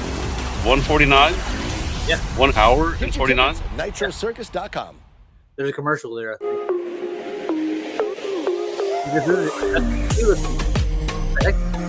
Just fast forward a little bit. We don't need commercials. Las Vegas, right outside Complex Con, where the energy, the crowds, and the stakes couldn't be higher. With everything happening around this event, the bragging. He's pretty great anywhere, but he really can crush a hubba. He won in Australia. You're at 130. Skating the hubba. So. Fast forward 19 For anyone minutes. tuning in, 149. This is how it's all going to break down. This is the basics presented by Stake. 7 single trick attempts. It says 131 Top 3 right there. scores count towards the final score. If there's a tie, it is broken by the highest single trick score. Okay, well, stop right here. We're going to move. I mean, it moves through. Stop. Because it says 131 on the screen. What I'm looking at here on the dial, it says 149.18. That's where it's at. Okay, cool. Right. Through so quickly. We're going to do the You're looking at the time, dude. That's how long towards it's the going. end for that last attempt. Right. And I know, 7 tries, 3 count, so there is a little room for error, Yeah, I but want to tell you not something right quick. Right here, this thing right there at the top, that's the time that we've been going. That's not the time on the video. Okay, well, it's still too early. Like, fast forward this because they're like doing prelims. They're warming up, yeah. Must Sorry, be right, warm See, they after should that. do this with like accent with like MXC. Yeah. Skateboard through the doors. And give them odd names and make jokes out of it. Yeah. I get that in my feed now because Yes. we looked at it that one night. I get MXC live, and there's people who actually go back and watch old episodes live right now, and they all drool about how watch MXC, the most exciting sport in the world. Tell it, Johnny. Yeah, back to the captain. All right, let's go. Mota from Brazil. Coming out of Japan, 23 years old, Sora Shirai. That's the beginning. 2-time gold medalist, Street League legend, Yuto Horigome from Japan. Coming off a win in Paris. Coming out of France, 28 years old, Vincent Milou. Lastly, D-Man, And who's the 53 most years old. dominant contest skater of all time, Nigel Houston. He looks really young. He's old now. He's old enough to get tattooed. Look how young the Those guy. are your Watch how young skaters. this one guy is. One guy is 15. One of them is 15. And this is the men's final, The Hubba presented and the by stairs. Kona Oh, Big what's that Wave.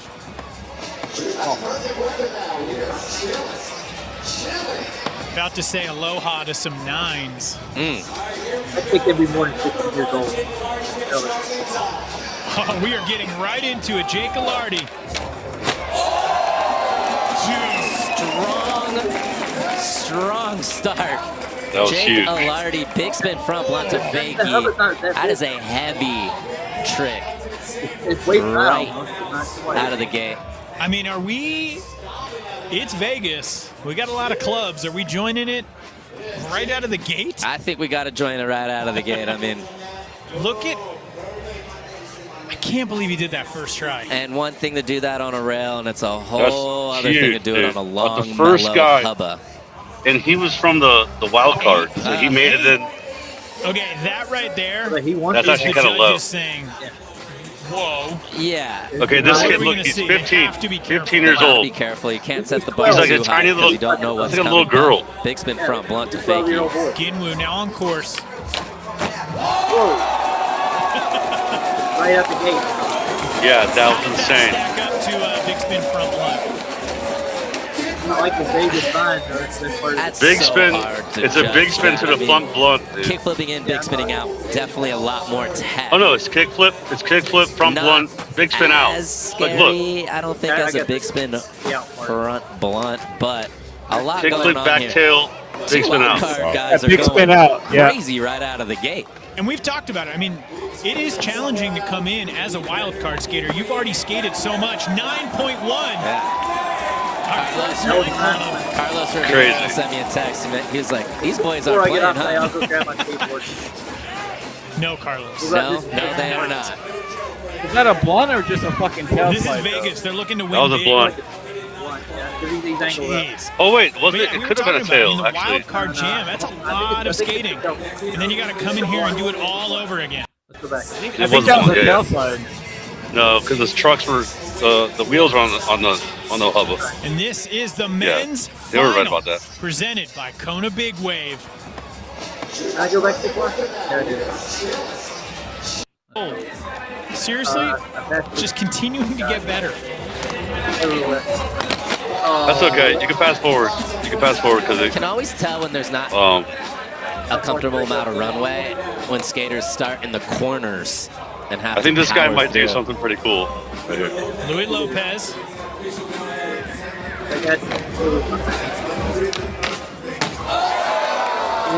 Yeah, that's sick.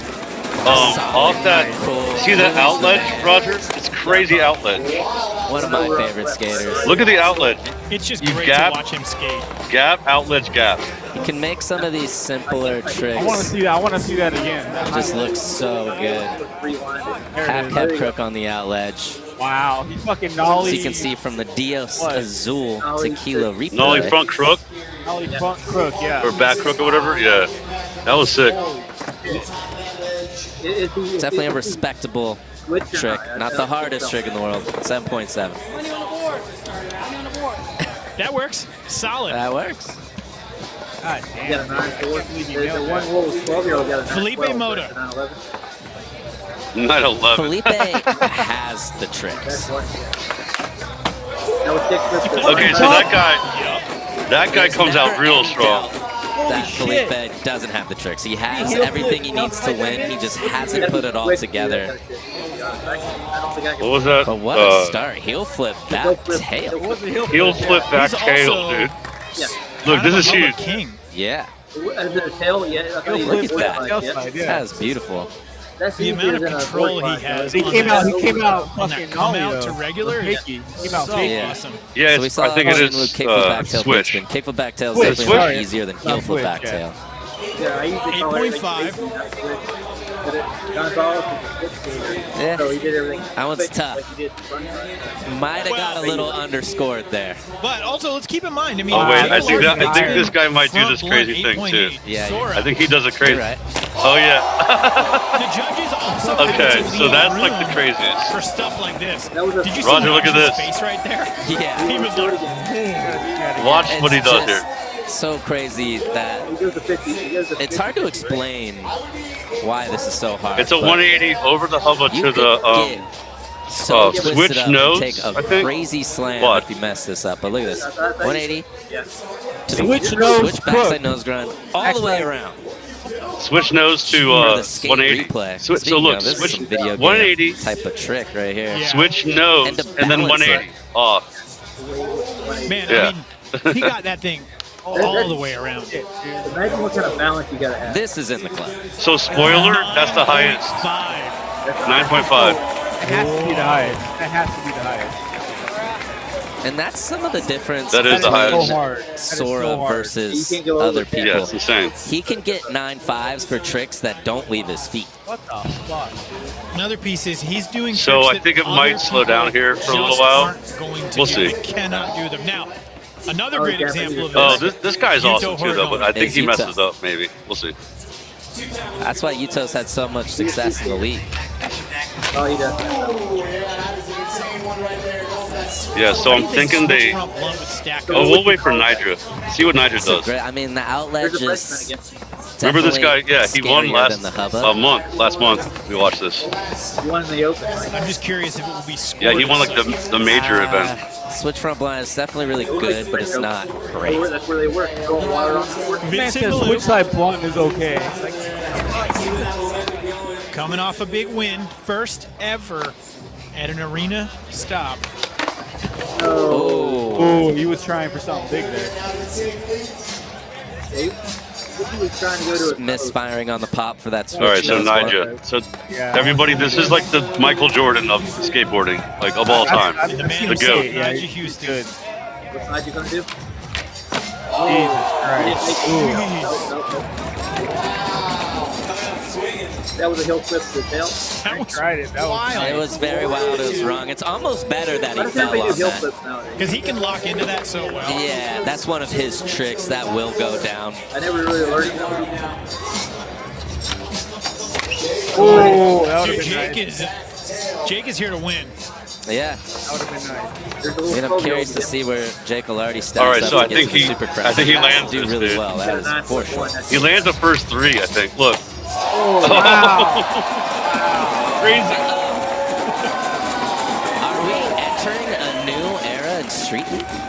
Oh, there's some foul So- boys at a Corrigan team over there. Yeah, I saw him. That's what these wild card jams bring, you know? They bring the new talent. That was Jonathan. What did she do? Varial That out? was flawless. Flawless. This is back tail. Definitely going to go back-to-back nines That's on a a big back flip. tail. Back tail, big three- flip.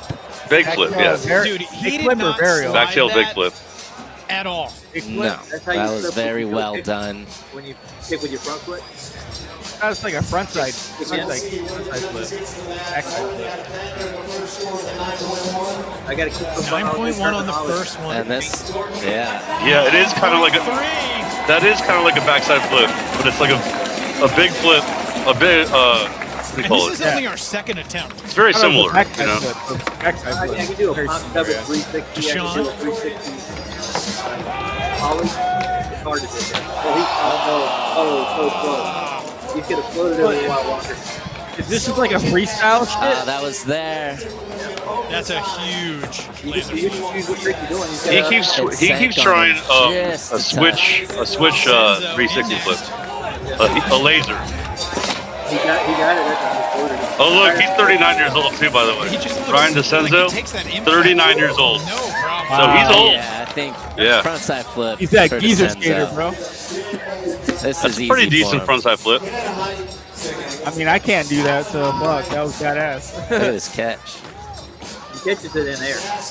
Caught that shit good, yeah.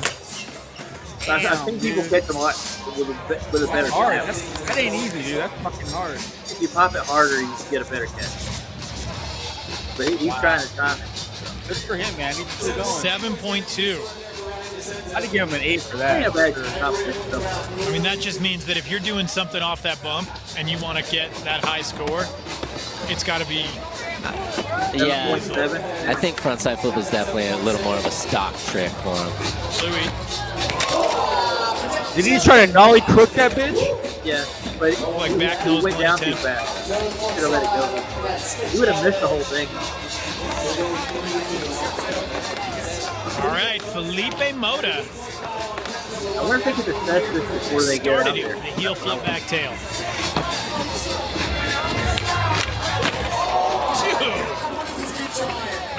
That Nollie big heel back tail. that's a haymaker punch right there if he can make that happen. He's coming out this All right, Sora.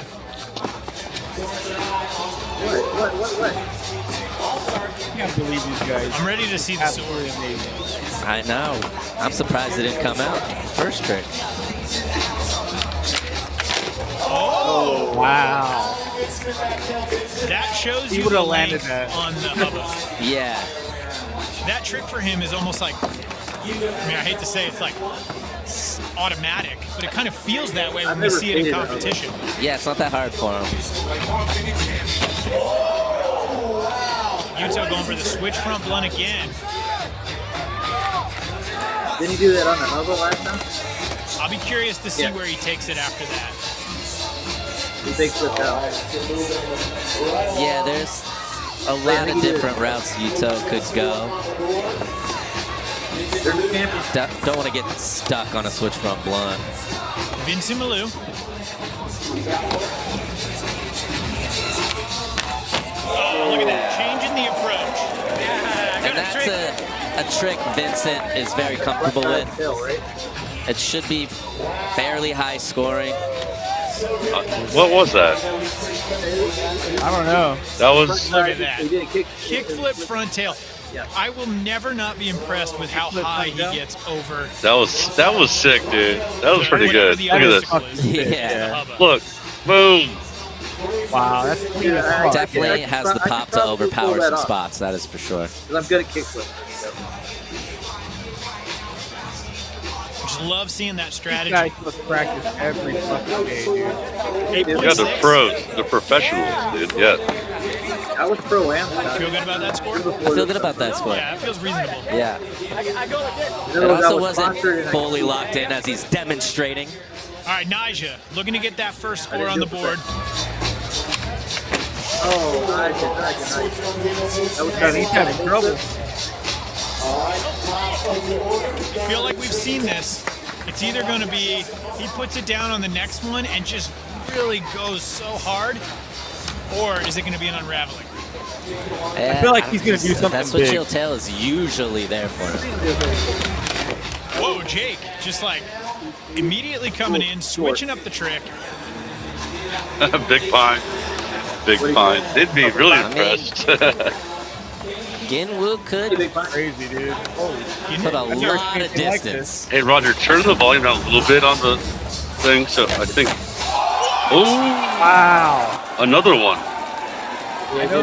He figured it out, right? Dude, that's insane. The 12-year-old kid's pretty good, ain't he? Yeah, 15. 15. He don't look He good looks now, 12. right? He looks 12. Wait till the samurai guy comes on. Wait till you see Is that a girl or a guy? Look at this. Switch heel front nose, big spin out. Big spin out. Jesus Dude, Christ. insane. He was That's insane. too. He did it switch. Is that a girl or a guy? That's a guy. That is a guy. But he's young. He's a young Asian or Japanese. Dude, Young Asian is 9-1-9-3, Jeff. where's that going? Either way, that was fun. I know, I'm just saying. It's got to Till go next into the week. mid-nines. Tune in next week.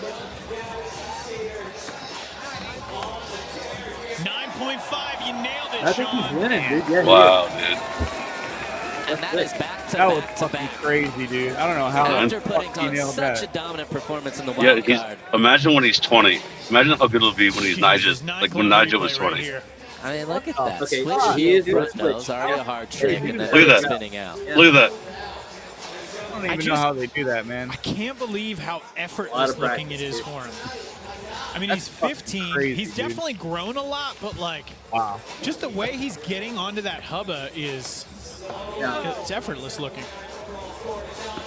Deshaun Although I Jordan. will say that's really not a big drop. No, it's not. That's what I said before. He finally landed it.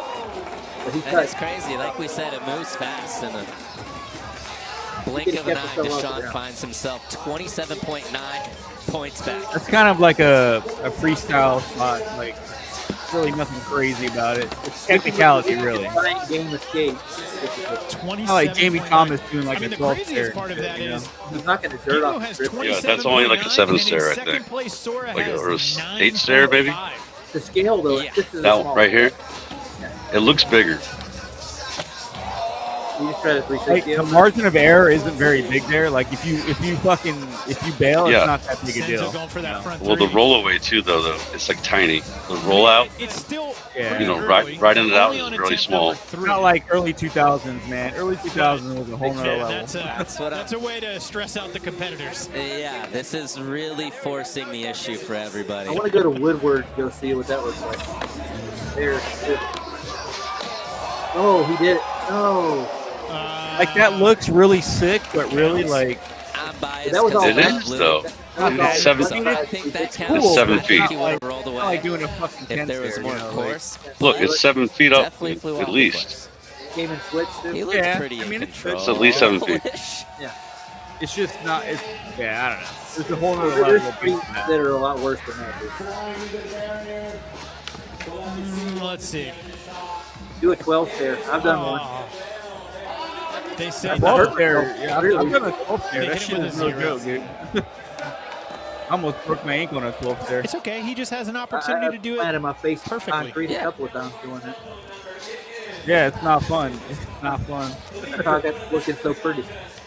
All right, Felipe By the grace Mota of God, I down in didn't fifth break my place. fucking leg doing He it. needs a 1.1 per second. I did break the bump. The only thing I ever broke skating, but my chance Nollie of big taking a heel beat, back dude. tail. Oh man, Dude, I love used to Felipe. BMX a lot too, and I'll tell you, that's a whole nother level too. Guys out. I didn't He's do got, BMX that much. he's got 4 attempts. Yeah, with this contest, It's he always crazy, starts dude. out When you strong do those and it ends fucking up dirt fizzling jumps. a little bit. Holy shit, dude. I know. Okay, so- RO, Red Line, all the teams, GT. Okay. I know there's a little nose. I missed it. It doesn't matter.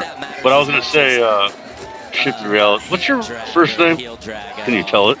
Also, he didn't like get. Are you willing to squirrely. pass off No, your that first was name? To very in control. Yeah, I mean, I don't shift it. I mean, whatever. I don't think Shift he's gonna it. get Dr. Tail. I used to BMX and mountain bike too. Tail. I did more mountain Big biking. spin out. Yeah. I used to do mountain biking too, yeah. Well, I think that's okay. he pulled that off, dude. Personally, I feel like they're. Yeah, that gonna was dock sick. him. they're gonna dock him, but I don't think it's. So what is docked this? This is a lot. If he would have That was rode out manual, badass, yeah. it That couldn't was have done badass. it. He did.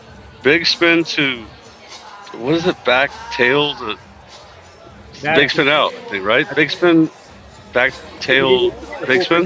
Yeah. 9.1. Yeah. It was just the 180. And I agree. I think that could have been higher. No, I think it was big spin in, Do you think and then it whatever was the nose or tail, and then big three, spin out. So I think that's right. So yeah, it takes Okay, less Yuto. spin going. Or to, Down at the bottom These right are now. these are things you can just have he's fun tied with, you know. with I have a without question. It's funny about bikes, but like, what bike did you like to ride back in the day? How rare is that? Yuto? A BMX. What BMX did you ride? After 2 attempts. That doesn't we did dirt jumps on. there you go. Yeah, I don't even know It's what funny kind of when bike he I had, lands it, it but looks like we would like do the these big easiest ass thing like in the world 8-foot for him. jumps and shit, like massive jumps, dude. Yeah, I used to want a GT. You know, a GT, right? Like, you know, the Yeah, badass GT. yeah, yeah. GT. Back when I was a kid, I used to want one so bad, and then when I got old enough, I was like, I'm gonna get this. I got it for like really cheap, and now I have it just to have it, you know. Because like when I was young, I was poor, so. Yeah. Oh, he landed that guy landed that Switch freaking. front blunt That is a was. scary trick. Outledge is the That scary was spot awesome. to I had a skate. Yeah, bunch of we bikes. built our own fucking ramps back in the day in San Diego. And Yeah, had, like, we did too. big ass In fucking Florida. ramps. Reasonable. Yeah, Thought I had a bunch my of whole bikes. neighborhood did. I mean, it looks Yeah, hard. it It was looks crazy, dude. I remember the worst shit I ever ate was on a bike, dude. to be 27.9. You're honest. gonna have to average a 9.3. I fucking indoed the shit out of that bitch. Fucking fell on my face. I had a friend who had a red line and Next in weighed Vincent like Malou. something like 5 pounds or something. I forgot Yeah, how I remember it was the lightest damn BMX. Red line. Yeah. See, that guy landed that too. That was a sick land too. I had a bunch of those bikes back in those days. Skyway, Huff, Trickstar. I had a Huffy Stu could be a Thompson. very, like very one of the scary first trick, and then BMX bikes. Huffy? I had. Hubba, it's Yeah, Huffy. Huffy way Stu different, too. Thompson. First pro. It's got to really Did it have those? be Remember those precise on the plastic, lock-in. Makes it a lot the harder plastic to pull over that the thing back out the spokes? switch as well. Remember that? The Huffies Yeah. always had the It's a yellow cool looking plastic. trick. It looks They so kind of good, mimic a and mag, you know. like mentally, you're Yeah. just like, that is horrifying. Had a mongoose, had a diamondback viper, had a bunch We of. saw I got a what can mongoose go wrong now. on the Switch. Yeah. Had a side, Z20 so back in the day. Had a Z20. I got a all- mongoose all- mountain bike too right now. Decent. 2-0. Not great. This guy, Okay, he so, needs to- he maybe needs he to land land. something. Maybe he landed this. Oh, Boom! There He you landed it. Yep, there it is. That was good. That was good. That's a switch. Freaking what was it? No way. He's such a fighter when it comes to stuff like Switch that. heel. That's insane, dude. Yeah, that's really hard. That was good. Switch heel, front tail. So front tail. sick. Front tail. Yeah. I don't So think he's coming in. He's coming in. Look at this, dude. Coming in switch, heel, front tail, Just barely and gets then that nose boom. all the way Yeah. on there. I can't believe he did If that. he did a big spin out of it, that'd be really impressive. But you don't Well, have see, yeah. he would have won if he did that. 9 even. It's not- See, he got a 9 for that. I had a buddy who fucking switched 360 foot 12 stair once. I was like, what the fuck, dude? Yeah, that's good, dude. If you can do that, that's pretty good, dude. A 12 stair. That's when I quit skating after that. I was like, yeah, nope, I'm done. Yeah, I quit skating right around the time they started doing crazy stuff too. We'll talk I about started rollerblading, dude. So Call me what? gay. Go ahead. Call me gay. I'm gonna call you. Go gay. ahead.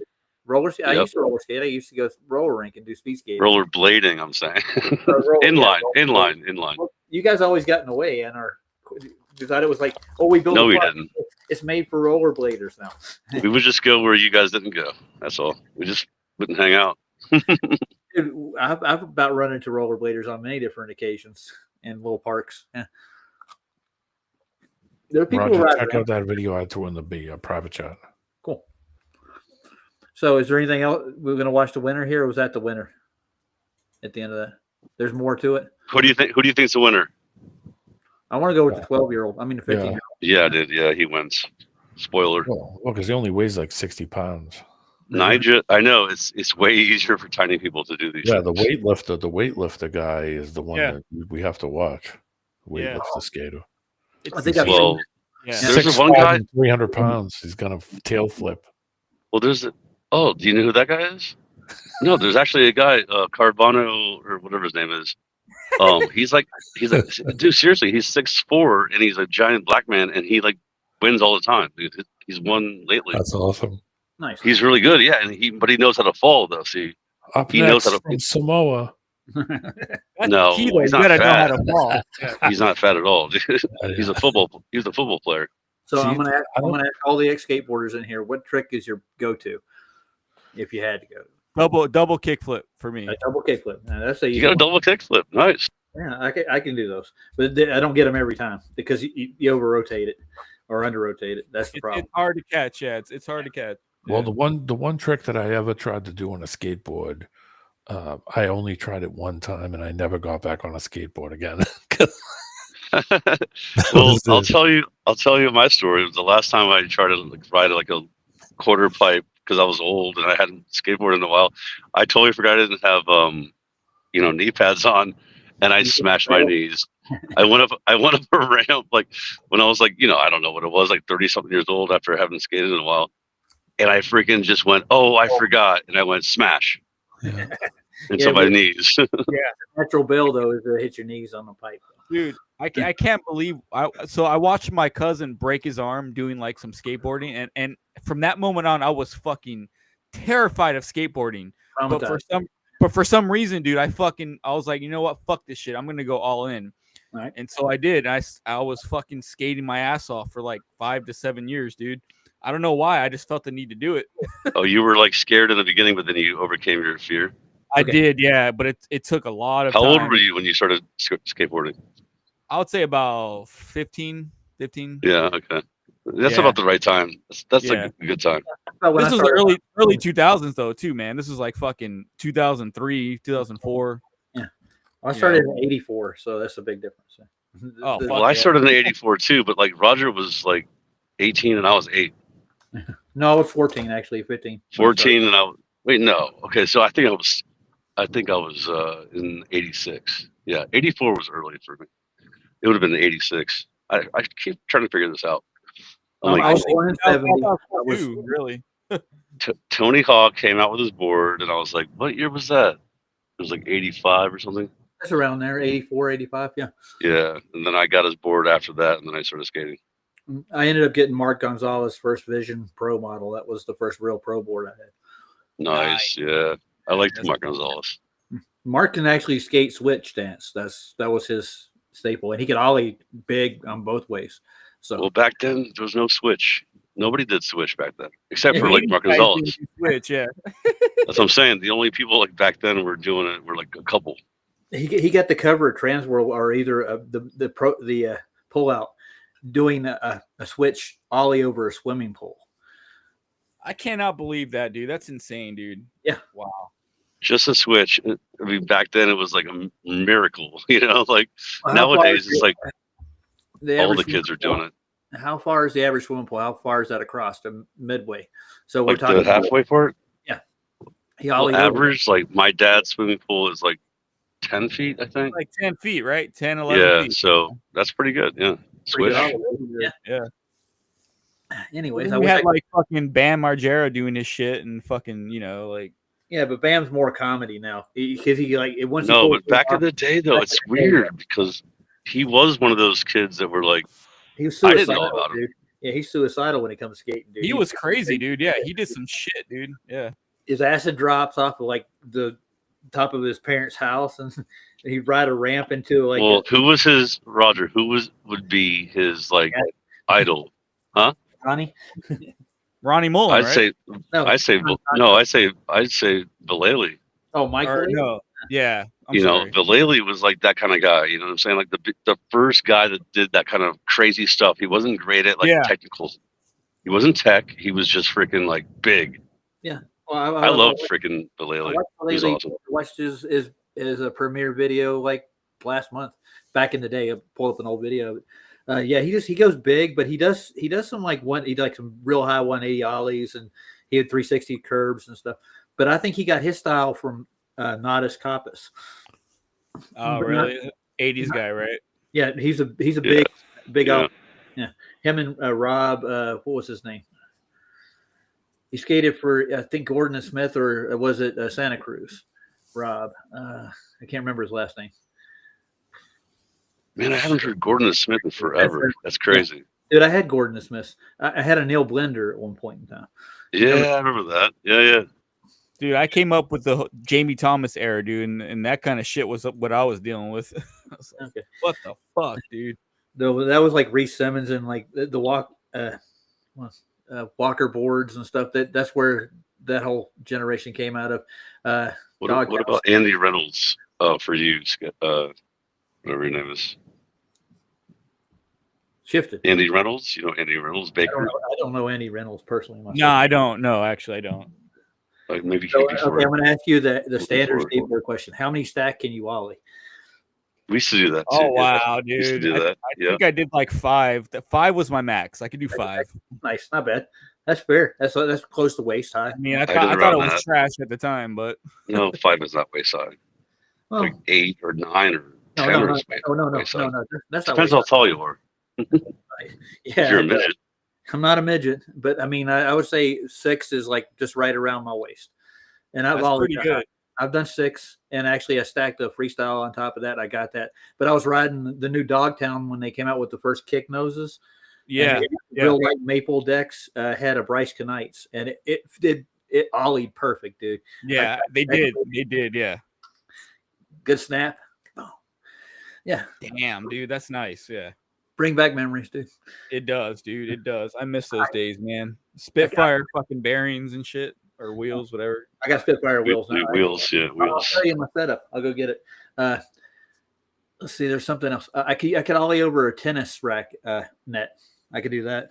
Damn, I couldn't do that. That was we used to try to do that when it was low. Remember, it was like sagging. It was only when it was sagging. It's a little sagging. But I mean, we get ollie on picnic tables and stuff. We like your mom's tits. I'm playing. Sorry. Your mom's tits. I'm sorry, dude. What are we in 1992? Yeah, we more like 96, but okay. Yeah. I'm gonna grab D-Man. I think he's got the Red Bull drop-in session. Didn't you, D-Man? Yeah, I was watching it yesterday. Oh, that one? Freaking insane. Oh, you're talking about I sent you that, Roger. The Red Bull. Oh, this one. Okay. Yeah. I don't know if you sent it to me. This is going to attempt to skate down the world's biggest ramp. Oh yeah. Sandro This guy. will work his way up this 88.9 meter building in a series of increasing heights, setting 2 world records and turning an urban myth into reality. Holy crap. Sandro will start from the bottom platform and work his way up the ramp as he redefines the limits of skateboarding. High speed, G-force, obviously the height. That looks fun. Let's do this. You didn't see this, Roger? You didn't see this? Parts of it. They've been playing it. They've been kind of sports all week. So I'm watching parts of it. Red Bull drop.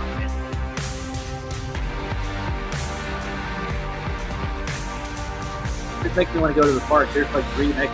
It's the moment we've all been waiting for.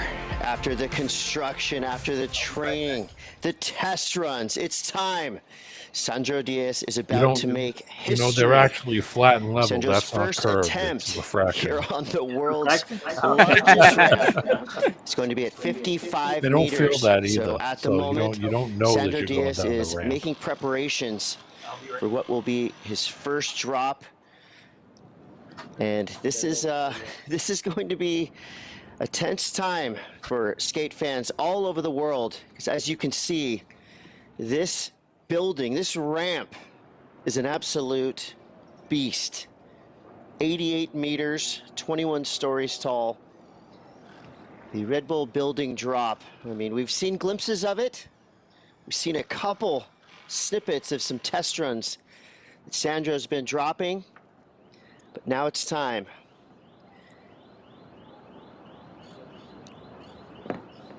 Now we all know Sandro is a complete legend in the world of skateboarding, but let's find out a little bit more about the one and only Sandro Diaz.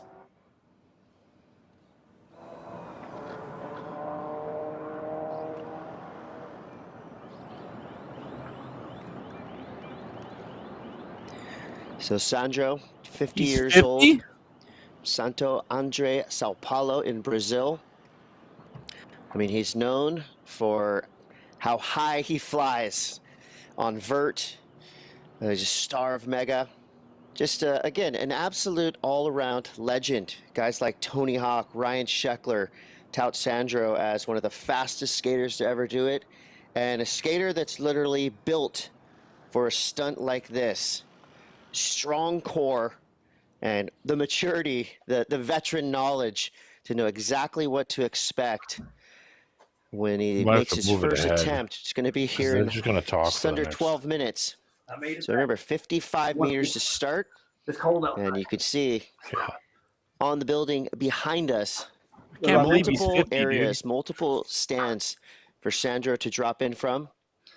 So he's already done a few test runs over the past few weeks. Yesterday's tests looked incredible. Today we're going to be climbing. I'm going to ask a question. How high are they actually? I missed that part. 21 stories.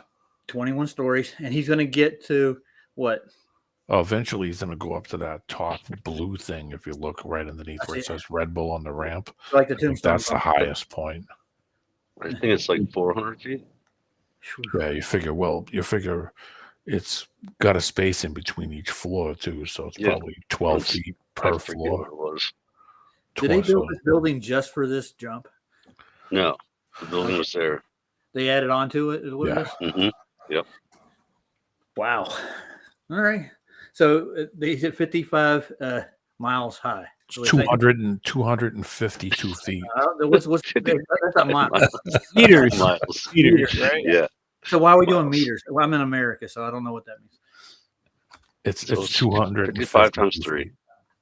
Yeah, I got it. Okay. Because you figure there's a space in between each floor too, so add 2 feet. So a 10-foot, say a 9-foot seal, a 10-foot ceiling plus 2 feet, and then the next floor. I got you. Yeah, you're gonna get over 50 miles an hour going down this thing. Oh, probably higher than that. When he gets to the top, he's gonna be. That's why I said scroll ahead a little bit till he starts getting up to the top, and then Yeah, like fast forward. Yeah, I was out getting my skateboard out. Yeah, they're gonna milk it up until he's build up at the for it. top. Yeah. Yeah, Red Bull milks it all day. Yeah, they'll turn that show into an all week thing. Don't milk a Red Bull. I promise you won't like it. I think I go right about halfway. You think? Is that good? Yeah. Yeah, it looks good. All right, get out the scaffolding. Here we go. Well, they're climbing, but they don't feel it. It's all refracted. Refracted climbing. Yeah, and they're spinning also. So they're at 45 here. 55. Yeah, 65 meters. Wow. That's tracking. It was tracking the styrofoam. They lower them down too, right? Imagine a malfunction. 65 meters is 213 feet. So when Tony Hawk says something's going to be historic, I believe him. A few facts about the board that Sandro's riding. The Bones Brigade, but I've never seen Tony Hawk. 60mm Bones wheels, shielded NSK bearings, 215 Indy trucks. Scroll ahead a little bit because it's going to take them 10 minutes to Megadeck get there. napalm shape. They're all hooked up. And again, this is all stuff that you can buy Then at he's a going to skate stand shop. there fucking 2 minutes. And the tools being cool video you can watch. No, what happens is he does it like 5 times. It's a fast forward like a lot. Like a lot. Keep going. He's just going to milk all the shit in the middle. He's gonna get to the highest point, and then he's gonna drop in, and he's gonna do it. It's pretty amazing. We'll find out how tall, but like it's the world record. But to be able to not get speed wobbles is crazy. Think about speed wobbles. You know what I'm saying? I'm thinking about them because I've had them before. Yeah, I know, and you almost die sometimes, like almost. Almost. Yeah, we had a hill in the little town where I used to live and it was a straight shot hill, no curves, but man, you could not. We called it Lightning Hill, and you quarter way down, you start wobbling right away, dude. You have to get the tightest trucks you can get on it, man. Yeah. But also, like, if you ever gone behind a truck or something and you're pulling and like you're like, I'm at 40 miles an hour. Not really, but like, I'm getting close to it. Maybe I should bail, and then you might die. I'd like to see a longboarder do this shit, dude. That'd be interesting. They should be doing this with the. Well, I'm pretty sure he has an extra longboard, not extra, but like he's a decent. It's like a normal sized board, but like, what do you mean? Like a longboarder can do it way higher? Well, like longboarding, like they're known for doing fucking hills and shit. Longboarders, right? Like a slalom skater. They should do this on a 1960s skateboard. There you go. Like with metal wheels. Yeah, with the metal wheels and the metal. Then I'll be impressed. Guess what? No, you can't do it. Neoprene, rules. Yeah, plastic board. With roller skate wheels. All right, let's play it. You ready, guys? I want to see this bull hurt himself. He won't. He's not going to. Keep scrolling ahead though, because I think they're going to milk it. He's not going to hurt himself, dude.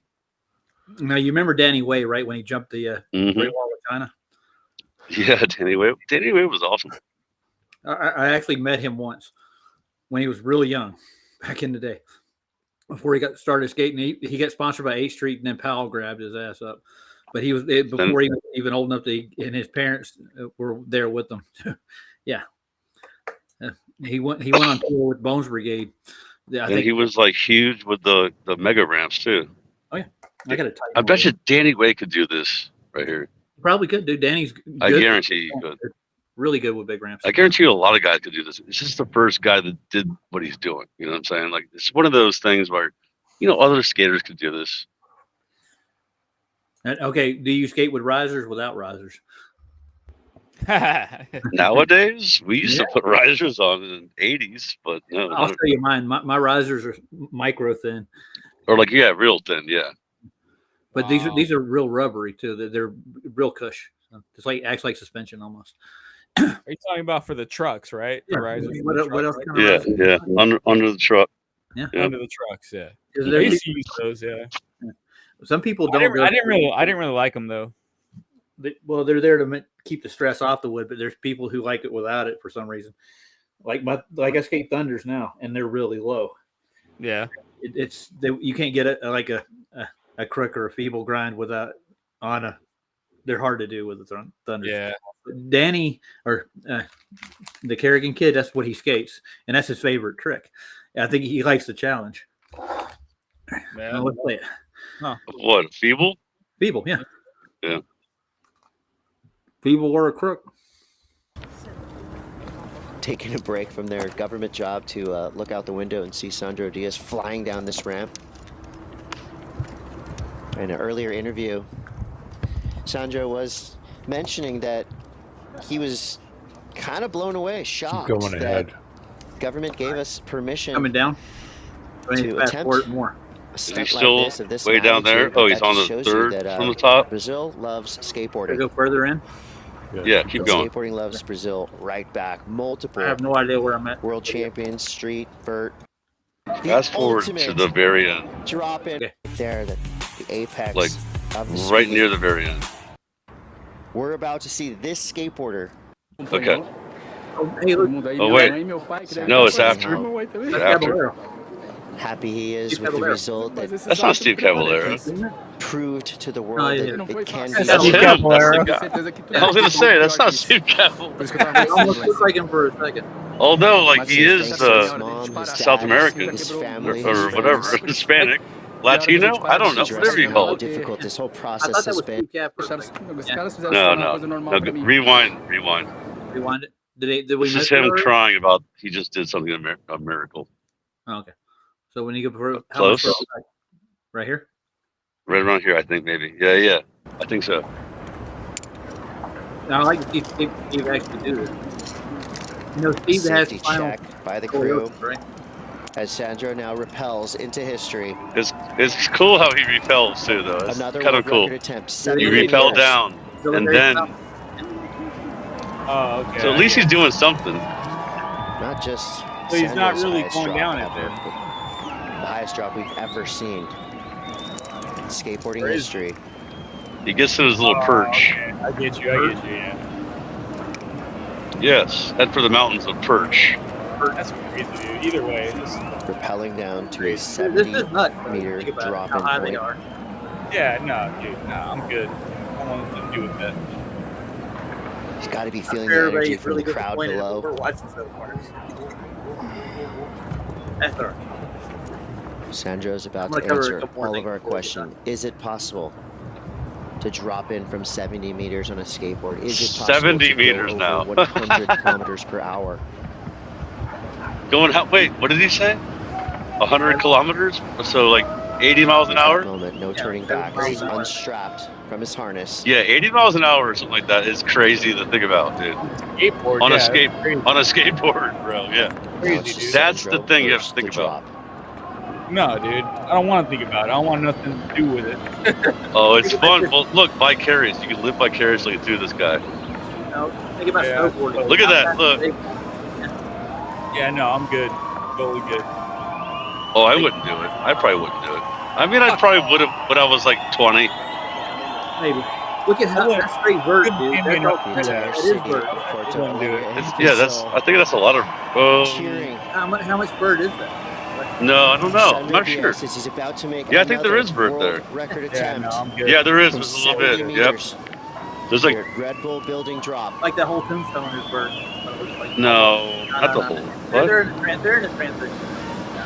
It's hard to tell. Yeah, no, that's crazy. The way they're holding the That's camera. pretty crazy.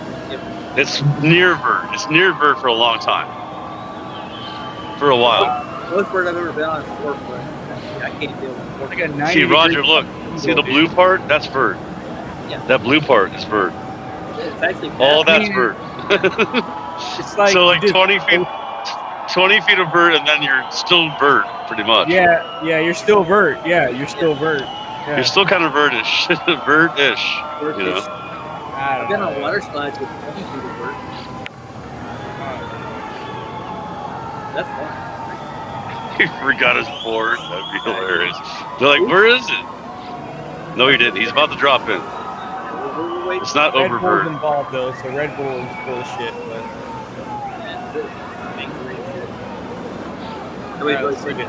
That board's extra big. Too. Here we go. He's Here got we go. Big balls for doing that. We get to watch Wow. we get to watch the head cam next time.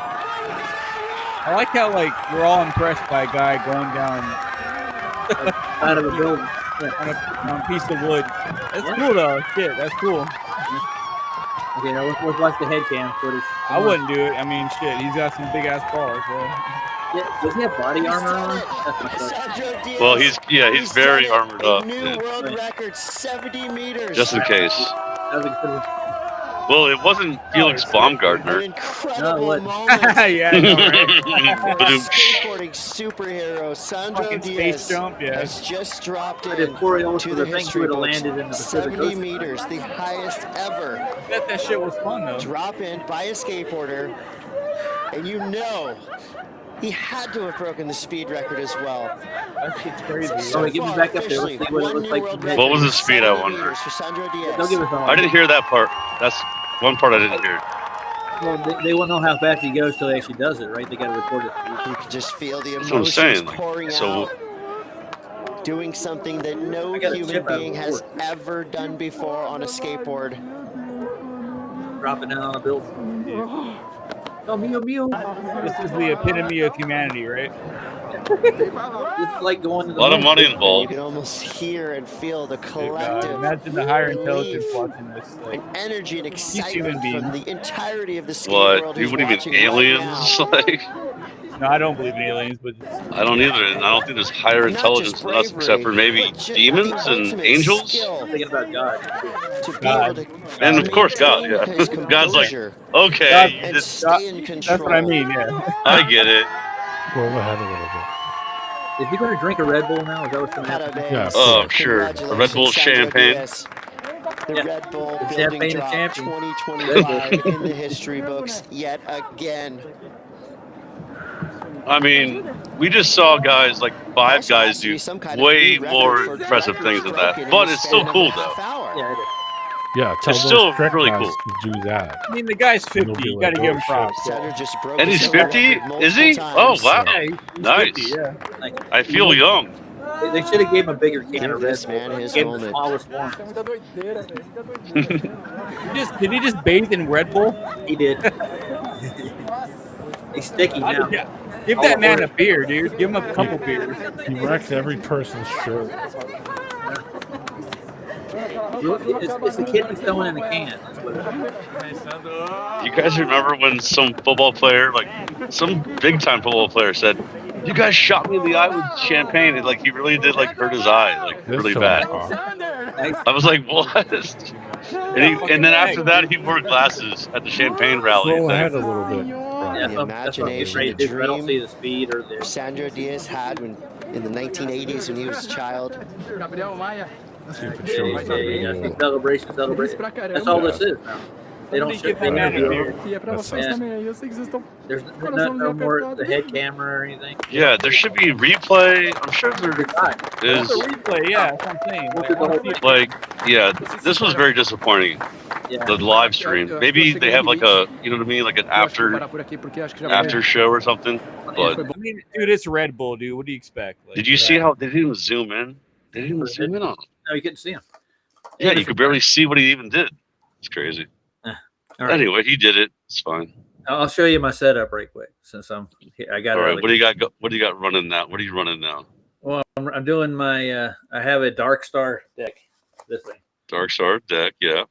Thunder, Fire wheels. Spitfires with what Thunder kind of bearing? Swiss. They're Swiss, yeah. I got them on sale. They're Swiss bones, and it's got decent grip, except it's got a chunk taken out of it now. I don't know how that happened. What kind of grip you got? You trying to dark slide that bitch, dude? Dark slide. They do dark slides now, and I don't. I wouldn't do them personally. I don't want to. It looked like you did. That's funny. That means that you know about freaking skateboarding, dude. That's funny. Dark slides. Oh yeah, you said you liked freestyle people too. Like you. I got to tighten them the wheels. They're loose. Was that you that said that, or no, somebody else? That was Somebody else said something about freestyling. Well, yeah, I thought they were freestyling on the other video. Well, you're talking about like they're doing one big. No, I mean like they're up who's the king of freestyle, Roger? Rodney Mullen. Yeah, Rodney. Yeah. Yeah. I've actually met him. I got to sit in his van for about an hour. He was smoking weed. He came out and did a Bones Brigade tour out at Ike's skate shop when I was really younger. But he was a cool dude. A little sketchy, but but he could skate. Yeah, he's not like a personable person. He's not like a No, he's not very friendly. He seems like kind of inverted. The dude can skate though. Yeah. Yeah. Well, he incorporated all the stuff into. He created the kickflip. He made the kickflip. He's a person. He made a lot of tricks. Yeah, he made the a lot. The scare walk is another one he invented. You know what a scare walk is, right? It's like an airwalk, but you actually get it between your legs, the whole board. The scary part is if you miss it, you land straight on your deck. The scare walk. I'm not kidding. You think I'm joking? I never got into the freestyle stuff at all until recently. Yeah, most of the street skating that I did. I like Andy Anderson. Andy Anderson is freaking so cool, like because he does all the different things. I need to grind my trucks more. They're starting to grind, but I don't ride enough. I got other things to do, like going to Antarctica and doing flat Earth videos on YouTube. Dude, I'm impressed. And you're old now too, though, dude. Yeah, dude, I know, right? I talked to him one night, and he's skateboarding. I'm like, dude, what are you doing? Like skateboarding at freaking middle of the night in the parking lot. But now, if I had to catch a rock it automatically stops me. I'm not ready for it. Dude, I wouldn't dare get on a deck and do what I used to do, man. So I give you props, brother, because I can still ollie and do 180 ollies. I haven't tried any real flip tricks in a while. It's been the last time I tried kickflips. I went to a skate park like 2 years ago, and I was skating in the bowl, and they got a couple of ledges and stuff and a handrail, and rails were my thing back when I was skating. I've done plenty of Wilsons in my time. You know what's funny? I have a deck with freaking like giant, like really giant tires on it, like they're like oversized like monster trucks, And I'm thinking about going down because I have like a giant hill here. I'm like, oh, I'm gonna do that and piss my girlfriend off and probably hurt myself. But dude, I might do it. Bomb that bitch, dude. I just have a girlfriend, by the way. I mean, my wife. Yeah, girlfriend, wife. What's the difference? You got both. I have to remember. I've been married for the past. You've been married for what, 2 years now, right? Or 1 year? No, it's only been like 7 months. Oh man, time doesn't go by quick enough, does it? Oh wow. Yeah, because I talked to I've been married Roger. 4 years. Well, we've been together for freaking 17. So how marriage is something new. Yeah. How do you like marriage, brother? It's the same thing. Like yeah, Roger I got a funny clip for that on that subject. Okay. There you go. I'll grab it. I was watching this one earlier. I was going to do the human eye next because I know D, you like the subject, but I will do your clip first. We'll see. All right. How the eye works in the field of vision. We'll show how they incorporate that into the curvature. Yes, they do. They model it to your eye. They model it to your vision. It's nuts. That's the trick. That's why I've been telling people for years. Learn how your eye works. Yeah. And once you figure out how your eye works, then you know what it's modeled after. Yeah. And here's another part. Like Bob, the science guy, he warns all the globies, don't ever listen to anybody who tells you how the eye works. Stay away from it. Like, why? Wait, you talking about Glowbusters? No. Bob the science guy. You know who Bob the science guy is? I don't know. Sorry. Yeah. Oh, I'll show you him then. I'll go pull up a couple of numpty clips of him. he's a science communicator who likes don't Earth. do that. Nobody wants to see Bob the science guy. Bob the science guy. I'm looking for the video. Hold on a second. Got too many things open. All right. I keep opening the window again. The wrong one. You put it in the back chat, right? Yeah, it's private chat. It's the last one. Last one you put in. Oh yeah, I see the private chat. Yep. The reason why you're getting a divorce. Okay. Yeah. The reason why you're getting a divorce is, and you won't know about it till after you get there. That's the point.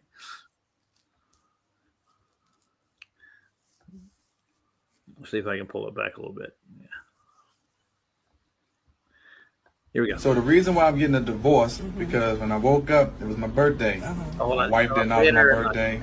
My son didn't acknowledge my birthday. I went to work. My co-workers didn't acknowledge my birthday. And my manager called me in and said, Mario. I said, I get in there and she said, happy birthday. I said, oh, thanks. Then she said, you want to get some lunch? And I was like, okay.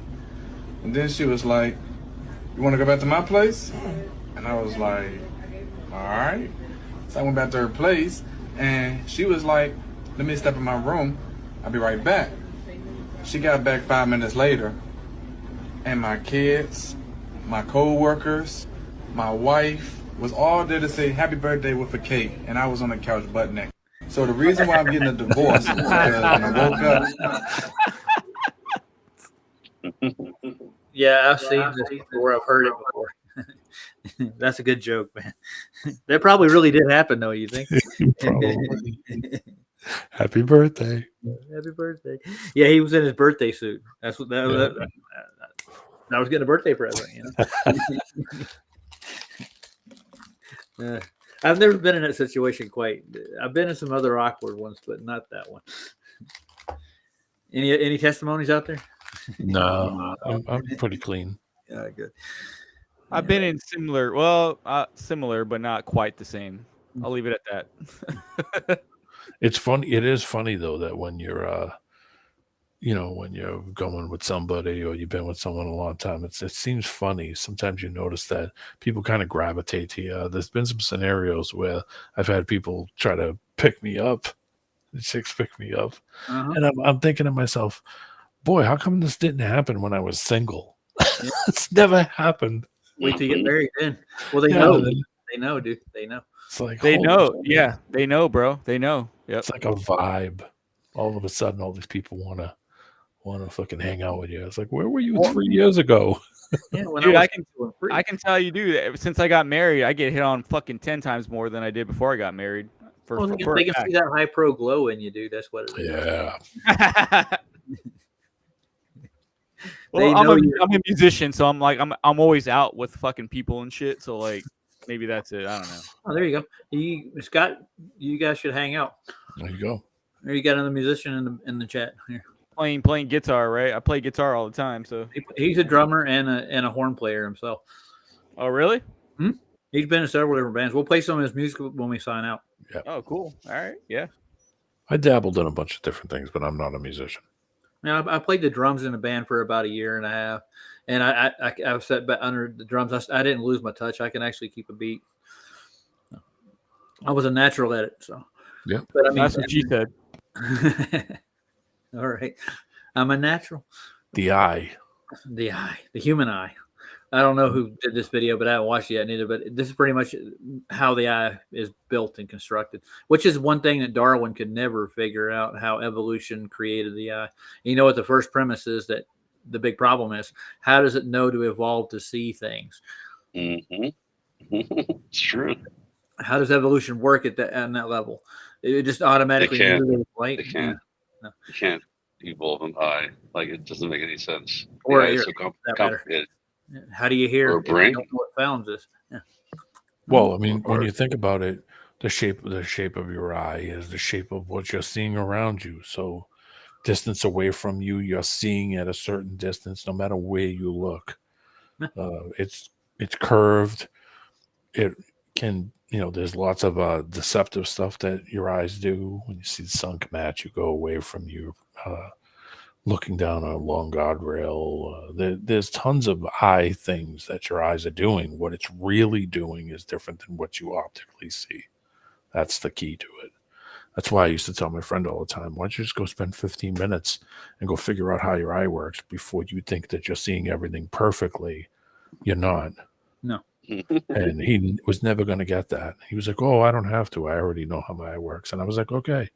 Then we're never having this discussion ever again. And never happened, did it? No. Nope. Because if you don't understand how you see, some people think that they see exactly true, and that's exactly what they're seeing and what it is and what it's doing. It's not true. Yeah, didn't they try to model lenses after the human eye? for the most part. Like Yeah. back in the day when they first started developing them. Yeah. Yeah, Now they started. go ahead. Now they have a slight. If you look at any reading glasses or what do you call it, magnifiers are flat. Some of these magnifiers. When you look at reading glasses, the glasses, your prescription style glasses, they do have a concave to them, like a slight curve. Well, I think yeah. I think it's to. I don't know. It's hard to explain. I know people with eye problems see differently, so every person's eye problems are different. Some people are near, some people are far, some people don't have as much peripheral vision. I think they go into that and hear like how your vision actually works. So that's what I want to get into. I got another one with their field of vision, how it actually spreads out. That's why I think that's why they do when you do prescription with the Fresno lenses, how they cut the groove into it at the circular angular. It actually cuts. You see with the light itself as it comes into your eye, it spreads it out further. Yep, widens your vision. The idea of what a wide angle lens is itself. Some people have really bad peripheral vision naturally. Some people have crazy peripheral vision where they can see shit coming at them at crazy angles. Some people don't.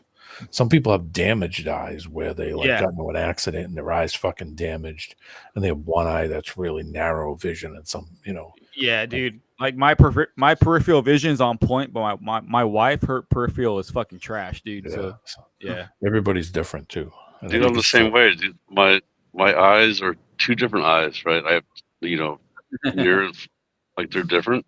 No, I'm saying like they're near and front, like near and far, right? Yeah. So I'm like one eye is near and one eye is far. Yeah, I'm the same. But then I can see like crazy far behind me, like a freaking, like. Yeah, you have good peripheral vision because of the shape of your eye. Yeah, exactly. David Banner something in chat. You guys can read it. Can you read this? Which one? Oh, no. David Banner. He's been saying a lot of things. Yeah, he just him and Jono are having a nice go at it. Yeah, they're talking to each other. No, I'm saying like what he says, Shama Munamana. He's speaking gibberish, but I thought it was funny. It's on screen. I was going to ask you guys though. Have you guys ever thought that like maybe this possibly like how elliptical orbits, right? They say, oh, everything's elliptical, but maybe we live on something that's elliptical, like an elliptical eye, for example, like a flat eye. A flat eye. Ever thought about that? Yeah, I thought about that too. But I mean, what's that? Seriously, because they say the sun's path is elliptical over us. I'm saying. Yeah, like it does an ellipse across the sky. Yeah, it's not a perfect circle. Yeah, there's only one perfect circle, dude. And one more thing to think about: the physical construction of the eye, the size of it, how wide it is, how tall it is. Is it more rounded? Is it pinched? Different races see things completely different too. Asians have a different eyesight. Their eyesight's totally different. I was going to say Asians probably see way different. People with larger eye sockets can see differently than somebody who say is from Mexico or from India or Asia. Everybody's eye is constructed differently. So some people's eyeballs are bigger. Some people's eyeballs bug out more. Some people's eyeballs are more set back in their head. You like better vision. Your peripherals, like your blind spots, aren't there. On your sides. Yeah. Mine can go pretty wide. I never thought about that. Where maybe that contributes to the fact that people don't notice things like chemtrails or like other things they look at.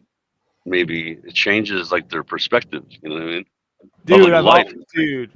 Dude, I've fucking thought about that shit, dude. I mean, everybody's looked at a fish. Do all the fish have the same type eye? Every fish you've ever seen? Every animal do you see, is the positioning of the eye differently? Is it more angled forward or is it more on the side of their face? Well, predatorial species versus non-predatorial species. Yeah. But I mean, just in general, think about the construction of eyeballs itself. They change from species to species, animals, doesn't matter. Everything that's got. I got a perfect species for you, a flounder. Well, yeah. Well, dude, I'll tell you the perfect species for you. Freaking chickens, they're staring at me all day. And they're looking at me with their little eyes. I'm like, what are you analyzing? They're like analyzing me. They're always, they freaking chickens are always hanging out here. They're looking to size you up, buddy. They're gonna take you down. That's what they're doing. But they're analyzing everything, and then and the roosters, like, wants to kick my ass, and I'm like, oh yeah, and he's looking at me different too, like than the hens, like the women, the women. So it's like, it's crazy to think about the eyes, man. It really is. It's mind-boggling to think about eyes, dude. Okay. Dude, yeah, my fucking cats stare me down every day, dude. I'm like, what the fuck are you looking at? I got 5 cats staring me down, dude. I'm You like, got too many cats, dude. That's their first problem. 5 probably, yeah. The thing with us is that they saw. The thing with us is that they saw things, and then they modeled everything. They modeled everything by how your eyes see. That's how they did. Or as you can see, so Yeah. basically that's where your curve starts. Yep. Basically, You mean modeling like software? Well, no, I mean modeling the globe, modeling distance, Oh, the globe. Okay. modeling perspective. Oh, yeah, that modeling part. Yeah, of course. everything. They modeled it. Hemisphere. It's like a how your eyes hemisphere. See, but how your Like eyes it's a are hemisphere. how your eyes are actually seeing is what you're actually seeing something do in your vision. It's doing something different than what your vision is showing it doing. because we measured it and it's not doing what they say it's doing. Yeah. They'll tell you, oh, we measured the curve, and then when you get into what that is, it's not curve. It all goes to everything from refraction to heavy refraction. Remember, they made a whole refraction range, which is not a real refraction to start with. It doesn't follow Snell's law. You have to have 2 mediums. So you have an incident angle for 2 mediums, not 1 medium. Now there is diffraction and mirroring and mirages for that fact. But yeah, what they're talking not about. to mention, dude, seriously, not to mention the fact that we see upside down. Like, everything it comes in our eyes. It comes upside down. Then it changes to what we actually see through our, through the receptors. And if you get high enough, you could dilate your pupils till it gets so wide that you'll receive a lot more light into your eye. Yeah. So like when you're tripping on acid, your eyes are dilating because you're receiving way too much light into it. It's not, and so your mind can't really comprehend what you're looking at. So that's why you have hallucinations. Well, how would I know anything about that? Oh, okay. Anyway, let's watch this video, guys. You ready? Let's see what they do about you and I. 20 minutes later. The human eye. The human eye. The human eye is the most valuable and sensitive sense organ, and it is a natural optical instrument. The eye is nearly spherical in shape with a slight bulge in the front part. And it enables us to see the beautiful, colorful world around us. Let us discuss about the important parts of the eye and their functions. Cornea. The front part of the eye is covered by transparent spherical membrane called cornea. That's where you get Light enters cataract. the eye Yeah. through cornea. Iris.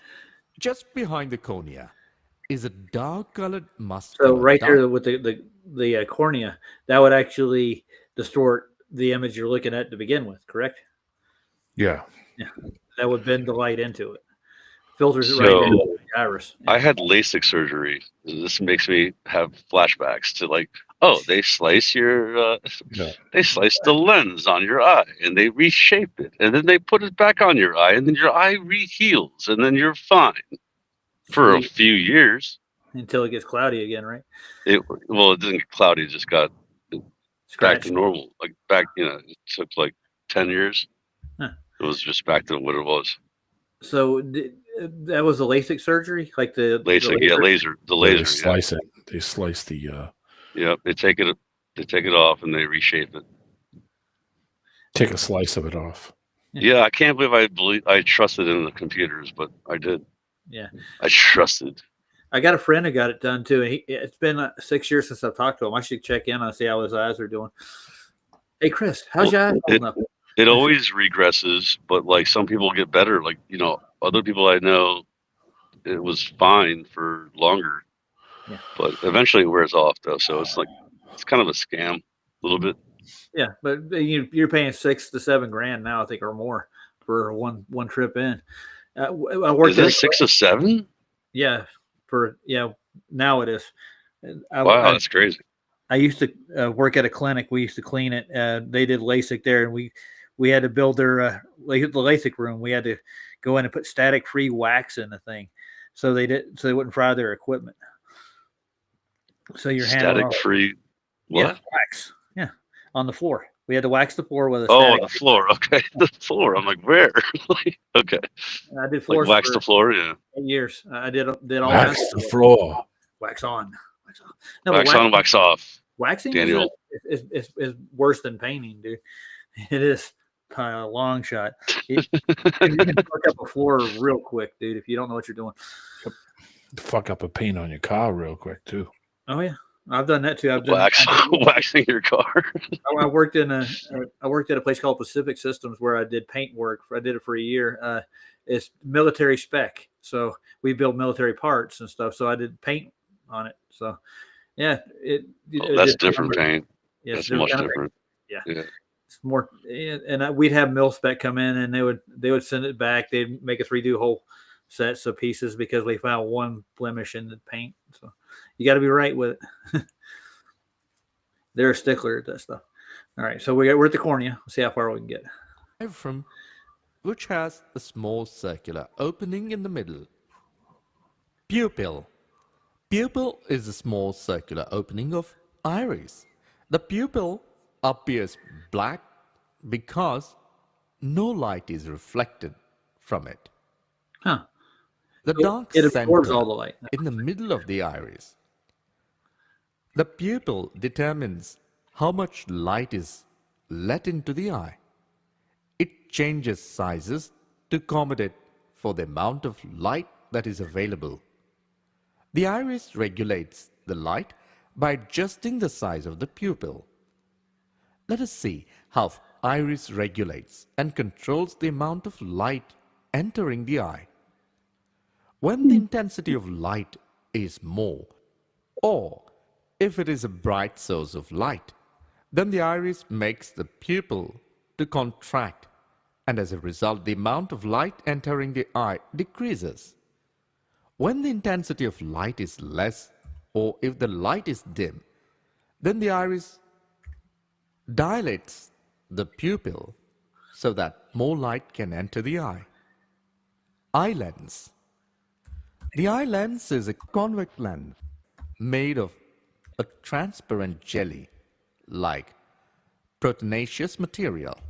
The eye lens is hard at the middle and gradually becomes soft towards the outer edges.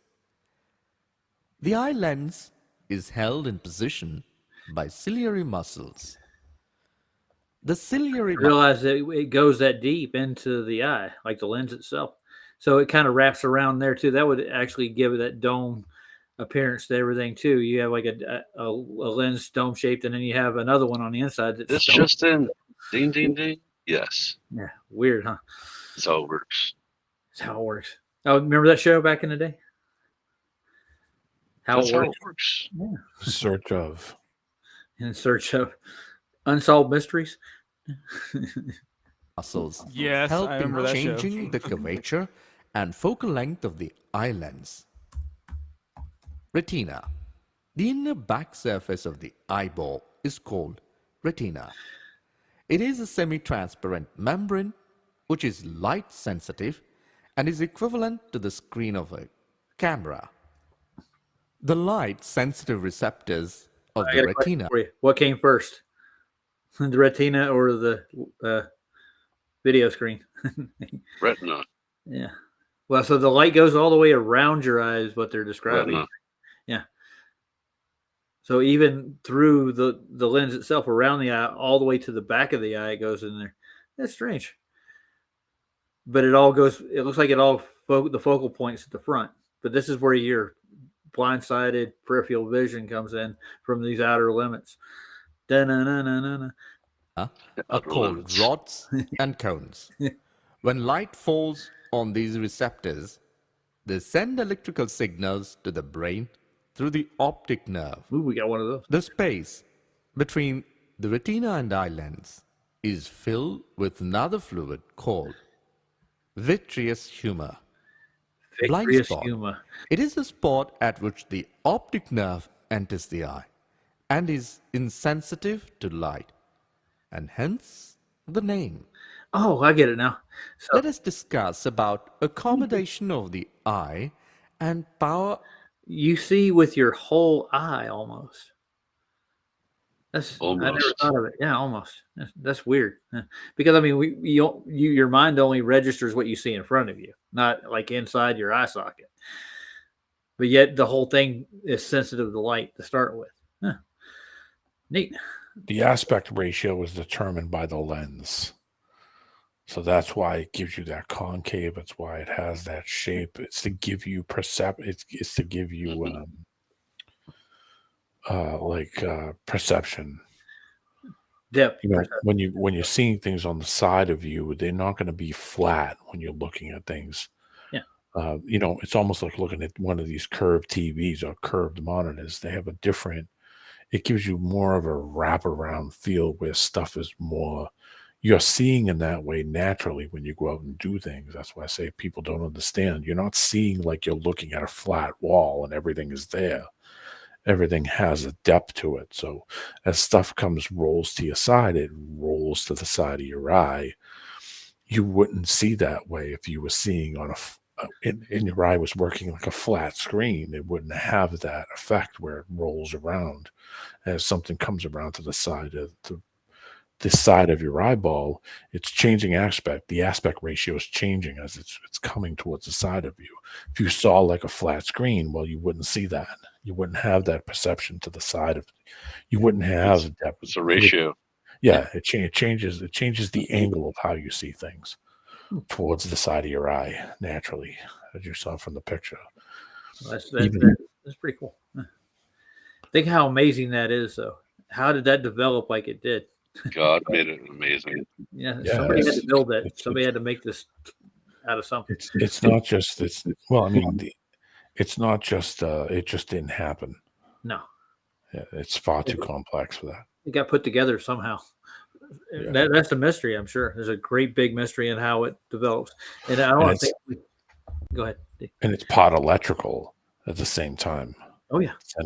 It's sending pulses and signals, and it's converting all this shit to stuff for your brain. You know, your brain is then using other senses at the same time, like your ears, which can fuck with your balance. If you have an ear infection, you've had a really bad ear infection, and you can't walk straight. Yeah, you're off balance because your equilibrium's out of whack. Yeah. Because your body's got all the fluid built up in your ear, and it's going to clog up the glands in there. That'll vestibular system. Oh, that thing. Oh yeah, I remember that. Yeah, only God could have done that. So Absolutely. when you think about all these senses and all these parts of your body that it's even using information from the ankle of your feet, how your feet are angled, to tell your body to lean forward or to lean backwards when you're walking down a really steep hill. You do you know to just get yourself in perfect angle to walk down, a crazy angled hill? No, it's using your eye to figure out the angle, and it's saying, okay, it's using your vestibular system to keep you upright. Yeah, keep you vertical. Yeah. And it's using every sense, everything from your feet to your balance to keep yourself straight up and down, no matter what the hell you're walking over, talking over, falling over, doesn't matter. It's always trying to correct. Exactly. That's why when a lot of people jump out of airplanes, some people, it's no big deal. Some people get out and they freak out because some people's vestibular system just doesn't know what to do. So the people fucking panic attack. They just go fucking wacky, Yeah, because they panic because they've never been in that situation enough, or some people are just more inapt to do it's sensory overload. So your body's telling you to straighten out, and you can't. There's nothing. Nothing is touching your feet or hands. So your brain doesn't have anything to go on. You're just falling, and that's it. Yeah, that's why you feel like that's why they call it free falling. Yeah. You have no choice. You gotta go.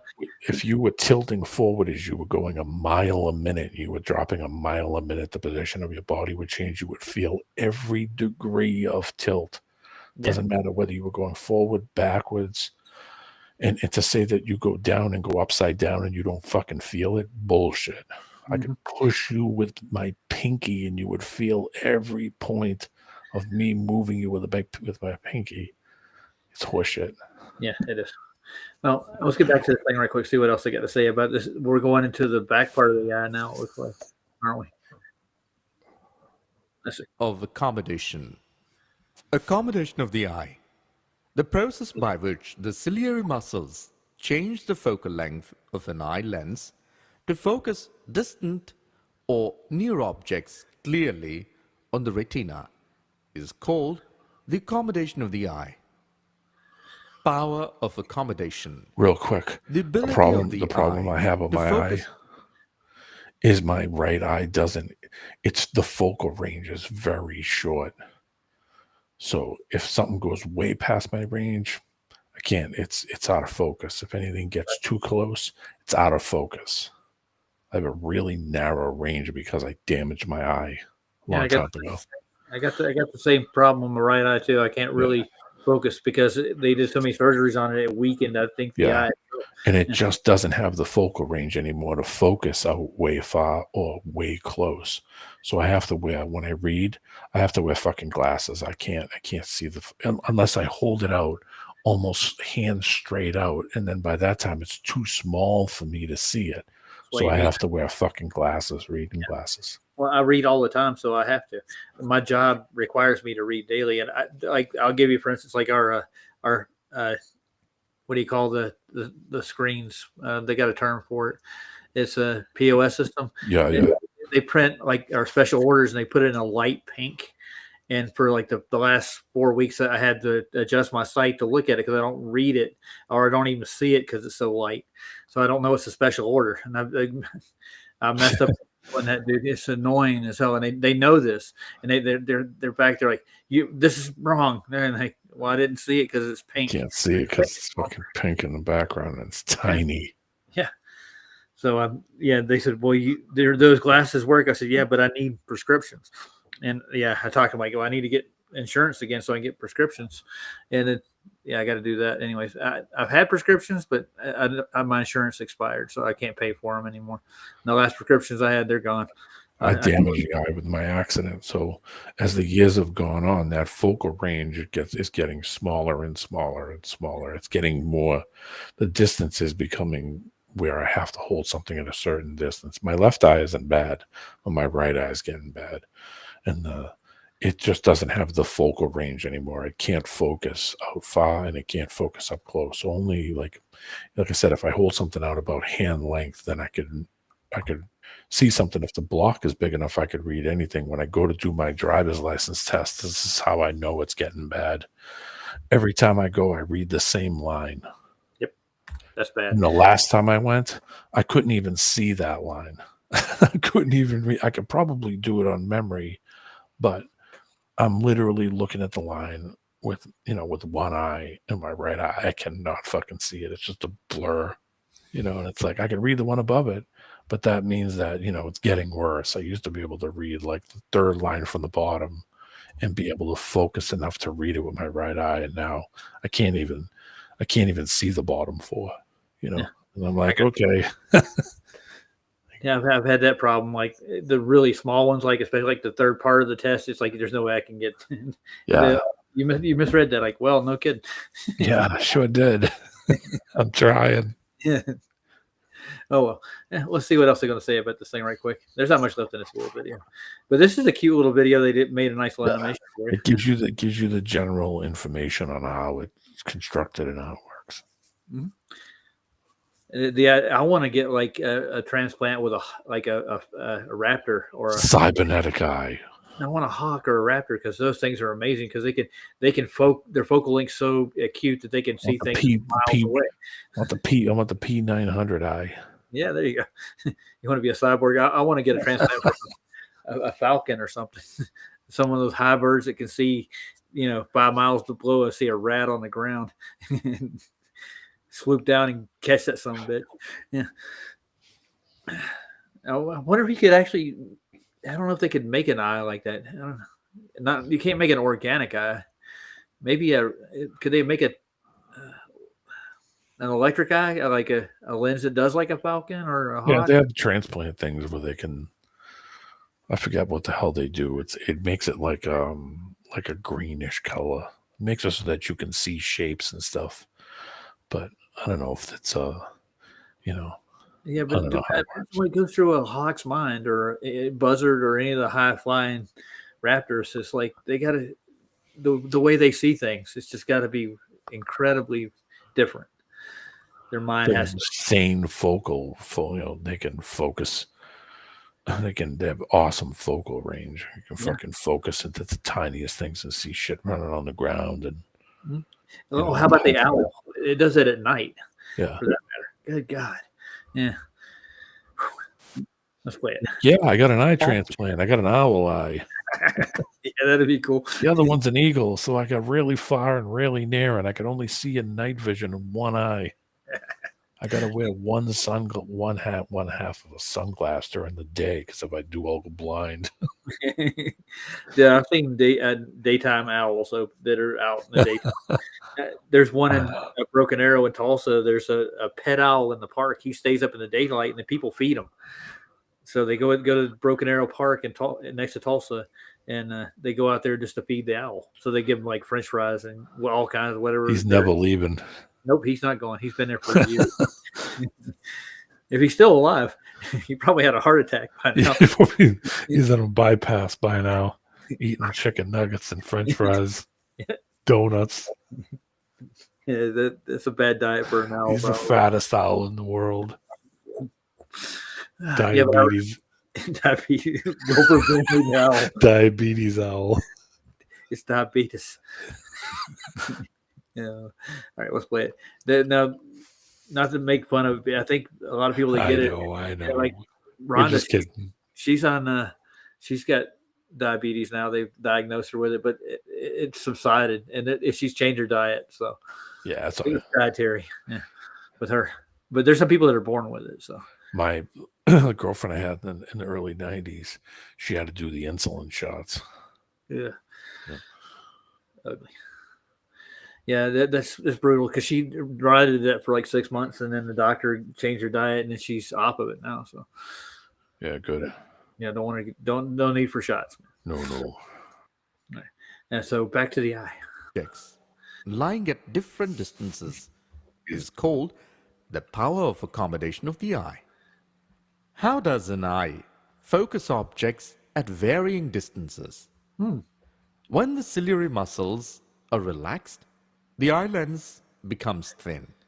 Thus, its focal length increases and we see the distant objects clearly. When the ciliary muscles are contract, then the curvature of the eye lens increases and the eye lens becomes thin. You understand? You see how the focal length narrowed? Yep. Yeah. So if your field of vision gets greater as you go up higher, your focal length is going to widen too, right? Yep. Yeah, so that's why you see further. Yep. There's no amazing trick. You see too far. Yeah, no, we see. And we're seeing too far. Yep. There you go. You nailed it. We see too far. Thus, its focal length decreases and we see the nearby objects. In brief, it is adjustment of the focal length of the eye lens which enables us to focus on objects situated at different distances. Least distance of distinct vision, near point. Near point or least distance of distinct vision is the point nearest to the eye at which an object is visible distinctly. For a normal eye, the least distance of distinct vision is about 25 centimeters. However, it varies with age of the person. For example, for infants, it is only 5 to 8 centimeter. It's not fully developed yet. The far point of the eye. Far point of the eye is the maximum distance up to which the normal eye can see things clearly. It is infinity for a normal eye. Cataract. The crystalline lens of people at old age becomes milky and cloudy. This condition is called cataract. Yeah, but what causes This causes partial or complete loss of vision. It is possible to restore vision through a cataract surgery. Range of vision.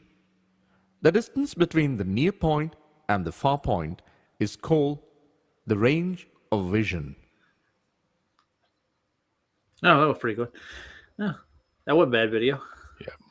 My near is pushing away from me, and my far is getting closer to me. That's where I am on my right eye. It's bad, and that's the one that I had the damage. I broke part of the bone, and I broke a bunch of shit. So I kind of knew that this point was going to come where I was probably going to start going blind. Yeah. At least in one eye anyway. So I don't care. I'll be like, take it out. Give me an eye patch. Yeah. You'll be a pirate the rest of your life. Yeah, I don't fucking care. What do I care what people think? I'll put a skull on it, or I'll put "fuck you" over it, so that way. So yes, you just look at fuck you. Yeah, there you go. Just because I know you're looking at my eye patch, I might as well put something on it. I'm gonna get Bob the Science Guy up just for Shifted. He's never seen Bob the Science Guy. All right. What happened to Scott? Scott, he's in chat right now. He's out there chat skanking. Yeah, I've never seen Bob the Science Guy. Oh, you're lucky. Yeah, you are lucky. This is his channel, just for the starters. I'm still getting shock treatments. Yeah, see, he's into the conspiracy of, does Fleur owes me $1,000? I don't know what the bet was. It's something stupid, probably. And they rate him if they were Bill Nye, but he's nothing like Bill Nye, I promise you. He built his own observatory in his backyard, for one. But his mission in life, and he's a friend with Brenda, one of Brenda's old mates, and their mission is to eliminate flat Earth from everybody. Yeah, take it all away from everyone. Yeah, no flat Earth for you. No. I'm gonna get a video. See, like he's doing one on Austin, Flat Earth Dave. No soup for you. Nope. He's gone after Nathan Oakley. Es ist dem Feind gelungen, die Front in breiter Formation zu durchbrechen. Oh, he's got one of those hit pieces there too. Yeah. On the Bible experiment. Yeah. This is Bob the Science Guy. And he did a video. I'll see if I can find it right quick. I think he did a short on the longest photography. It was 750 miles. It's actually an official longest picture ever taken of a mountain. And one flat earther that is in his group on Facebook, because he moderates on a flat earth group. It's really weird. Showed him the picture and asked him if he could explain it. And what he did is he took a autographic view. He drew a curve into it, so you're seeing over the curve. That basically is what he drew out. Let's see if I can find it here. He's doing math for flat earthers here. I'll see if I can find that video. See it in his video catalog.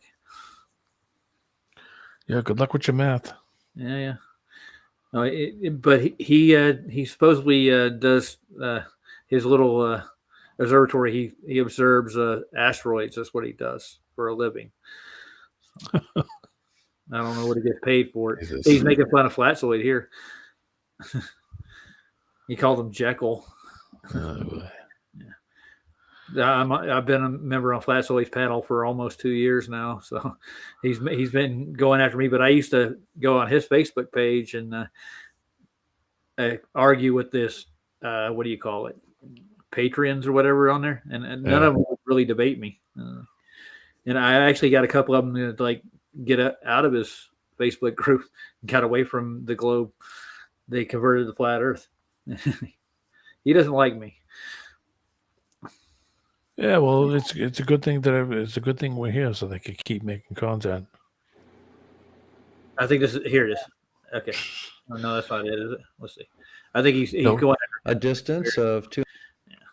Notice he's not getting on any planes and measuring anything while he's on the plane. No, he doesn't doing any physical tests, meaning physical things to show us that we're all wrong. He's like, no, here, I'm going to draw some diagrams and do some math.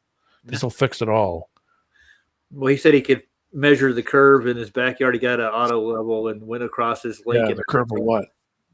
The curve of his lake. I don't know. The curve of his fucking eye. I don't want to show any more of his stuff. Yeah. What's up with that? You They don't even understand what the fuck they're seeing.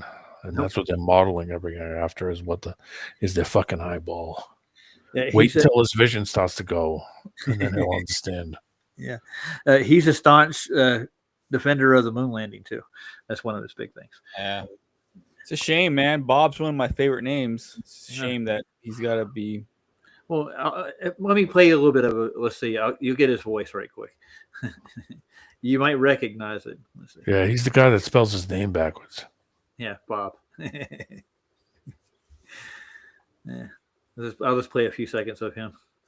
We'll see. The flirt owes me $1,000. I don't know. I'm not going to do that. Let's see. Is the real ISS really up there? We kept asking him how high the ISS space station is and how fast it's going. He never would give us a straight answer. Because he doesn't know. It's 250 miles up. We know that, but how fast is it traveling? No, we need an actual speed and a rate of speed. We don't need their scientific pseudo thing. It's to follow around the Earth at 1,700 miles or 17,000 miles an hour.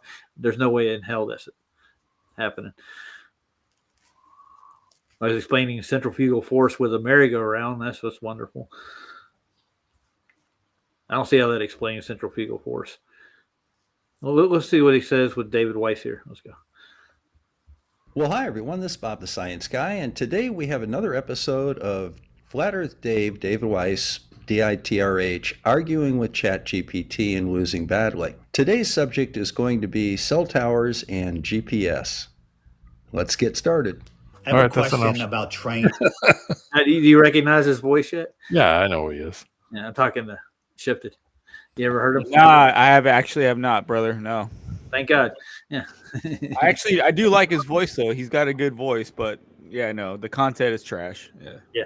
Well, we know what he's going to try to explain, but we have an explanation for his explanation. So there's no explanation. Notice he's not doing anything physical at all. Notice he's not going out and doing anything. Saying, "Okay, I'm going to take this, and I'm going to go rent a plane, and we're going to drop 1 mile a minute." Yeah. Right. Well, how about prove us the Coriolis effect? That'd be your first step. Yeah. Show us how we're turning. Show us. Give us a measurement. Yeah, they ain't giving you shit.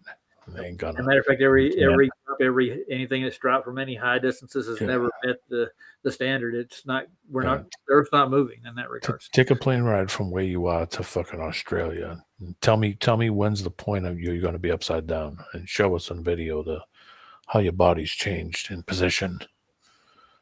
And show us. No, they can't show. We can demonstrate more than they can. These are the things everybody should be focusing on. Yeah.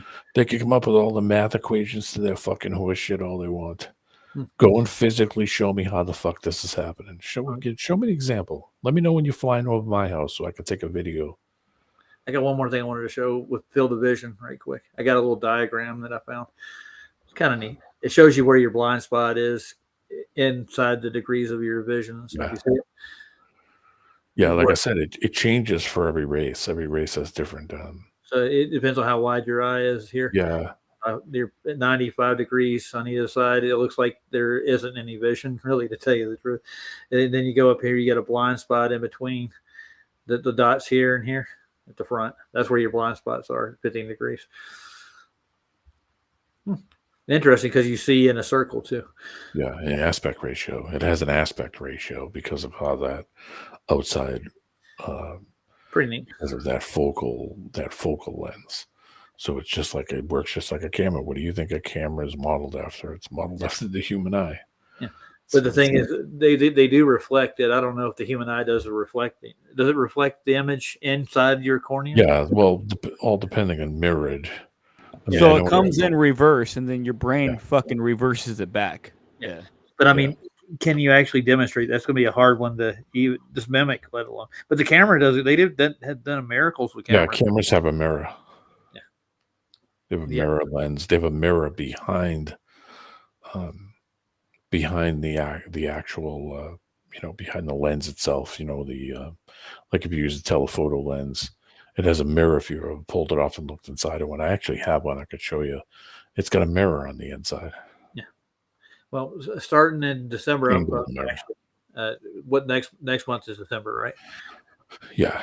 November, October. Oh yeah, October right now. I'll up my a little bit more for raising money to get to Antarctica. I'm going to push it.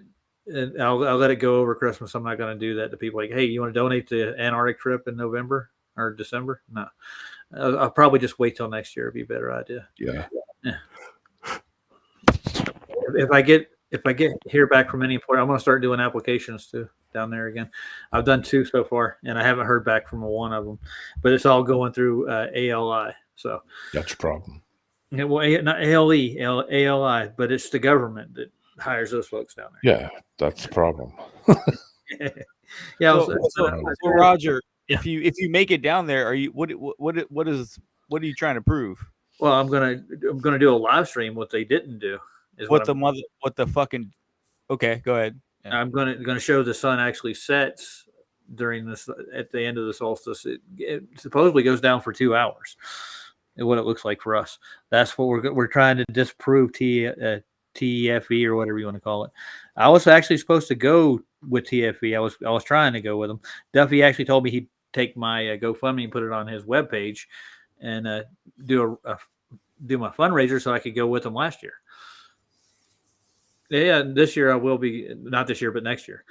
I don't think I got enough to do it now. I mean, right now I'm sitting on about a little over $4,000. So that's not enough to get me there to start with. I would just took a trip down there, but I'm trying to go get a job down there so I don't have to pay for a trip down there. Okay, so if you make it down there and by some miracle it does what those fucking jabronis said it did, is that going to make you think it's a sphere?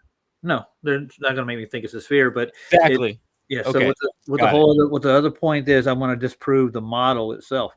It's almost physically impossible, and if it's a reflection off of a crystalline dome, I can determine that while I'm there. I'm going to be bringing equipment with me to look at it. So if it is a reflection, I can actually prove that it is reflecting during the solstice. Okay, so you're not going there to like, hey,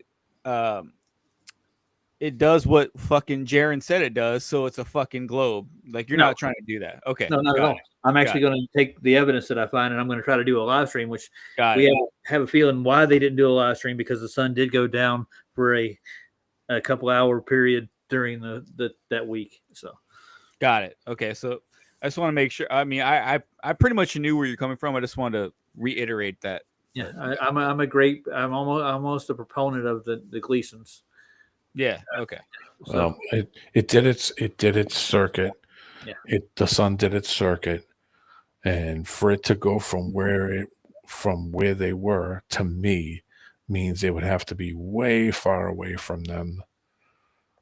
And if it just spun over them the whole time, then there wouldn't have been sunlight here. I never would have saw the sun where I am. So yeah, I don't believe it. I mean, either. And we got a video chasing the sun. It actually Terry Eicher did it, which actually shows the sun in its circuit. So, yep. Were you guys? I'm just a question. Were you guys ever subscribed to Jaron? I'm just curious. Like, no, I wasn't subscribed. He was. I did watch his Baby Truther show and subscribed to David Weiss at the time. That's where I found. I was listening to the show that he was brought on that brought him into the FE thing. Right. Which was Globebusters. Bob Nodell found him on Facebook. Yeah. Globebusters was cool, yeah. But Jaron's a fucking douchebag, dude. Like Bob Nodell brought him in and brought Whitsitt in because there was guys, not at the same time. He brought Jaron in first because he had some guys before Jaron was around that kind of were goobers and did stupid shit in real life that kind of had disappeared. And then he found Jaron on like Facebook, and Bob started to bring him onto the show and bring in a couple other guys that he found on Facebook or the internet in general. This guy from Portugal and guy from South America. So I don't think Bob knew that Jaron was a fucking idiot. Well, I don't think that's how it turned out. I think that's just how it. I don't think that's what he was doing in the beginning. No. I'm saying Bob didn't know. Well, no, I don't think he was. I think when he realized that he was going to be doing this and doing all this time, he wasn't going to be making anything from it. I think that's the way it went. Yeah, I'm not personally. I never subscribed to Globebusters personally, but I mean, I did catch Bob's content. I didn't either, to be honest. Yeah. But I came out. I was over on FED for like 3 or 4 years, and that's where I really got my teeth into the arguments. Dude, that shit just got boring, dude. They talked about the same shit every fucking week. I'm like, Jesus Christ, dude, I've heard it. I got it. Yeah, but he's still sticking to what he can prove. He's got his housekeeping questions and stuff. Nathan. I mean, yeah, but still, it was the same bullshit. I mean, not bull. I'm saying like, yeah, it gets repetitive. Yeah, I know. Yeah, repetitive. I'm not trying. I'm not trying to say it was. I'm saying it was repetitive. Yeah. Or if you can actually get some scientific evidence for a molten iron core, I would love for you to do so. Yeah. Yeah. Well, I mean, you don't even need it. Just go buy a bag of magnets from eBay and just go and melt them. There you go. That'd end the whole topic right there. And that'd end the whole fucking thing right there. It's not. You've seen their proof for it, though, right? For the molten iron core, what they actually demonstrate is what they take like this heavy, dense salt, basically, and they spin it in a sphere. You should look at it. This is actually the proof for a molten iron core. They take some magnets and melt them. It wouldn't cost them $25. Yeah. Or they go and fucking do it. Then take a what do you call it and say, okay, let's see if it's magnetic. We should look at that video right quick. Let's see. You'll find out real quick that as soon as it gets to that curry point, it loses all magnetism. It's gone. I'm going to look this up on YouTube. I just can't believe motherfuckers took these motherfuckers serious. Like who the fuck are these motherfuckers? Fuck these people, dude. Well, I mean, they know that the average person isn't gonna go try and do any of these things, and they're not gonna do anything physical ever. So and that's just how it is. So they don't ever prove anything by showing it physically doing what they say. They just come up with mathematical equations and they fucking do their little hit pieces, and this is what they do. They're not getting on planes and saying, fuck it, let's fly from the north to the south and let's go measure it and let's fucking let's test it and let's get video cameras and let's do angle meters and let's do all this shit. They don't do any of it. Idiots, dude. You're fucking idiots, dude. Jaron had the opportunity to do it when he flew from California to Punta Arenas. He didn't do it. He didn't. They were supposed to make phone calls. They didn't do that. They were supposed to do a live. They didn't do that. They even that friggin' what's her name had a fucking camera. Somebody from her show go down there. They said, "Oh, we'll play the video." Where's the fucking video? That's gone. These fucking idiots looking like they're fucking celebrities. Who the fuck Jaron, dude? He's no fucking celebrity, dude. They had a camera tripod. They had a camera tripod down, and the fucking camera, the leg of the camera tripod completely blocked out the fucking sun as it did its. Fuck those motherfuckers, dude. Yeah. You know, it's all trickery. All of it's bullshit and trickery. The sun came out where I am every day. They're not celebrities. They're not fucking shit. They're not influencers. They're fucking pieces of fucking shit. Jabroni motherfuckers. Give me fucking 5 minutes with Jaron in a room. I'll fuck his ass up, dude. That's how much of a piece of they shit make money. that motherfucker is, dude. They make Fuck money that guy, from it. dude. That's all.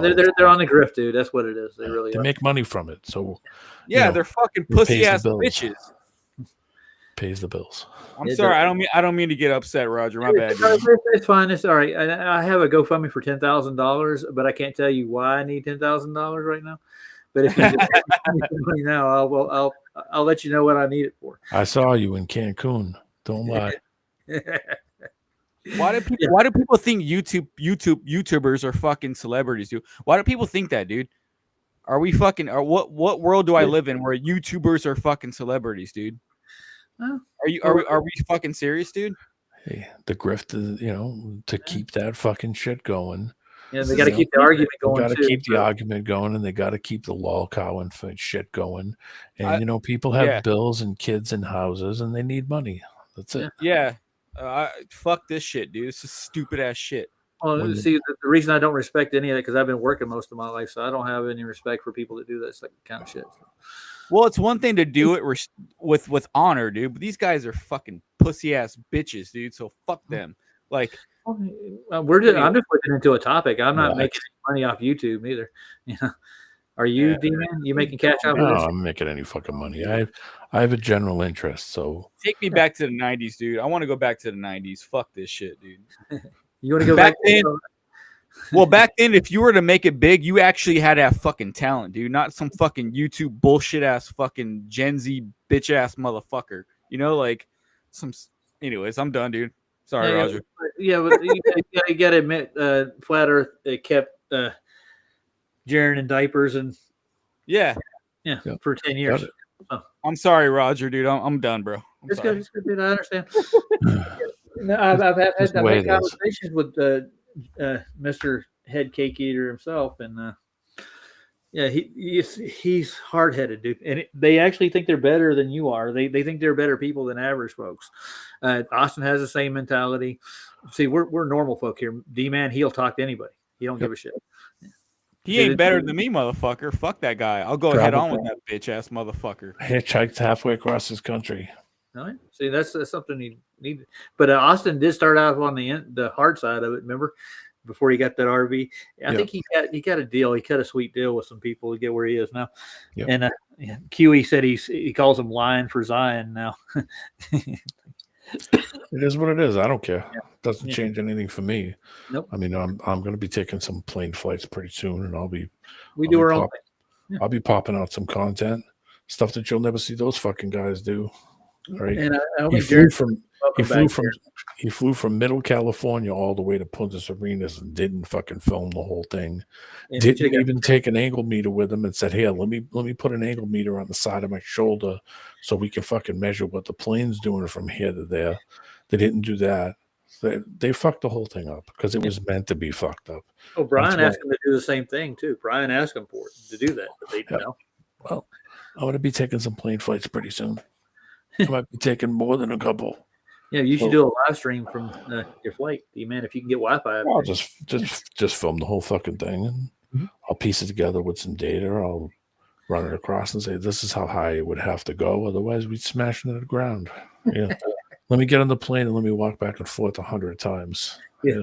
So like they measured Simon Dan and a couple other people did some long range measurements, and they did over 3,000 miles worth of flat. All right, so where's the curve? Where is it? Yeah. You know, see when they go to physically do things, then they realize that all the shit that they've been talking all these years fucking falls apart immediately.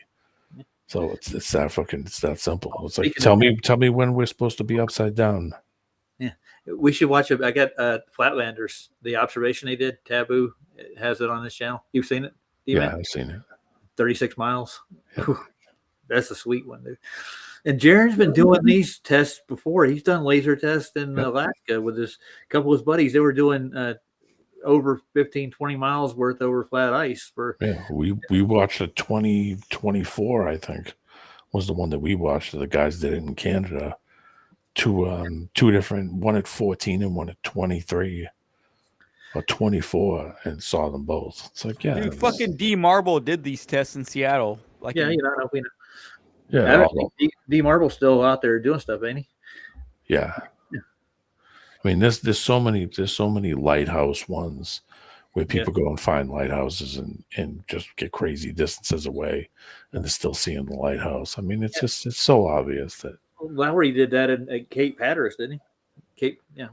I forget where he did it. I know the most famous one is was it Canigou? Yeah, Mount Canigou. Canigou, yeah, where the sun comes down behind it and it backlights it. How many miles? It's like over 200 miles. Yeah, away. some crazy distance. And I know the one when they're in the airplane and they're flying from like Indonesia. It's like Southern Asia somewhere, and they're flying to like Dubai, and you could see McKinley. What's the one that they climb? What's the mountain? What's the one that all the people die on? Mount McKinley. Yeah, I think it's sorry, D-Man. Sorry. I just took a hit. It's like it's that fucking mountain. That you take a hit, brother. Never do that shit. Anyway.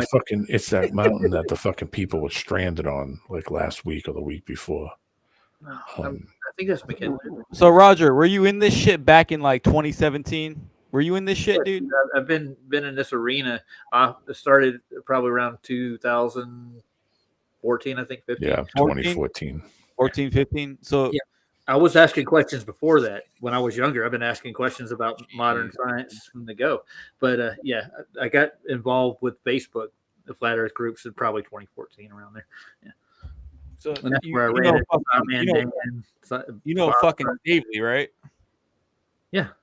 I've actually talked to him. Yeah, Stavely fucked off for the reason that what the fuck we're talking about. Yeah.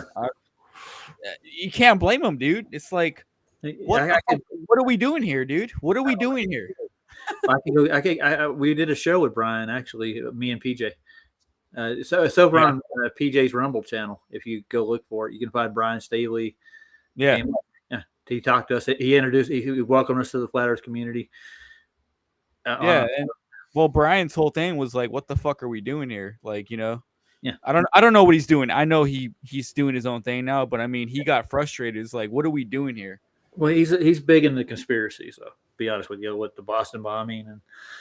Well, he was the Mandela effect guy, which I believe in 100%. But like, you ever over on Sandy's channel? Yeah, Sandy Diva. Yeah. I help her out every once in a while. Dude, I was in Mandela in 2017, brother. With like I wasn't in the Mandela. I was doing this flat Earth thing, dude. Oh, dude, Mandela goes back to like 2016, 17, even before that, actually 15. But yeah, well, Mandela. The reason they named it is because when did Mandela go to prison? What year was that? Well, they say he died in fucking the 80s, but he fucking died in 2013, apparently. Yeah. So yeah, but that's not the biggest Mandela effect though. That's just like that's the baseline bullshit that they want you to think. Well, I know all the main ones, like the big ones that everybody. Well, the Bible's change. I mean, that's the biggest for me. The Bible, the Lion and the Wolf, the Lion and the Lamb. Yeah. Yeah, it was never the fucking wolf and the lamb. It was the lion and the lamb. Jesus, I didn't realize we've been on there this long. Holy shit! Yeah, it's almost. There you go. Yeah. Anyways, that's another live stream, bro. Oof. Yeah, we're not gonna go dig into the Mandela effect. How about the wineskins in the bottles? That's another. Dude, yeah. I mean, fuck me, dude. Absolutely, it was wineskins. I mean, you can actually find Bibles with older Bibles printed to have it in it.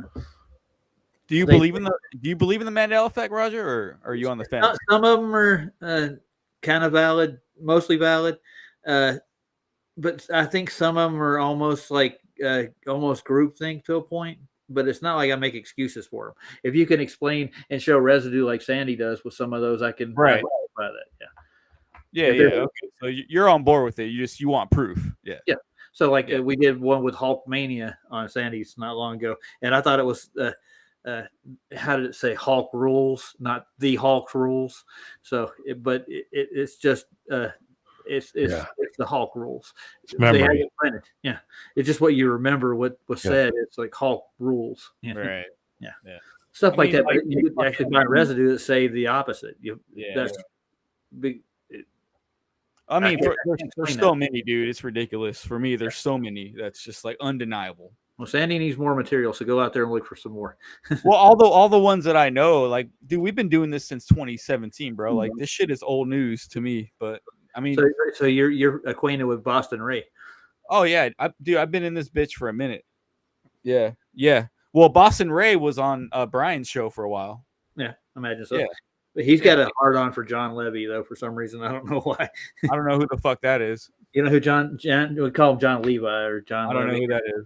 Oh, he's a mud flooder. He investigates Tartaria and meltology and stuff like that. Dude. Satan's Little Season fucking describes all of that, dude. I'm on that now. I'm way beyond that shit. It's put out there. You getting ready to leave, D-Man? Yeah, I gotta go. Okay, well, we'll round out anyways. Say bye to everybody. It's been 3.5 hours. I think we're good. This is a long stream for me. I usually get like 2.5 hours usually. Oh, gentlemen, it's been a blast. Say goodnight with Payday Monsanto. How about that? Yeah.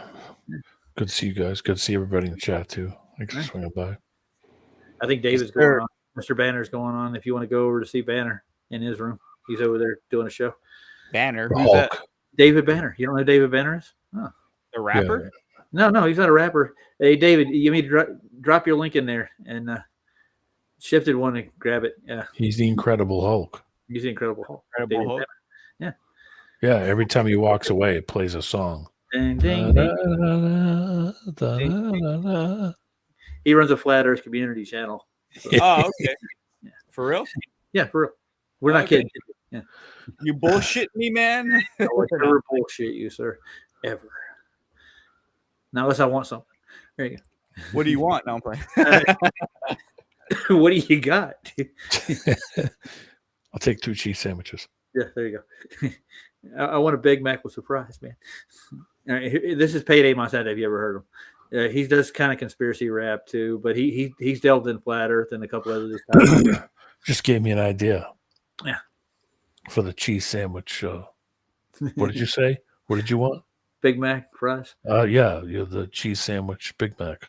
Oh, there you go. I'll give you a Royale with cheese, bro. See, 2 cheese sandwiches with the Big Mac in the middle. You watched See? Pulp Fiction one time. I'm on to something. Yes, sir. That's my favorite movie, man.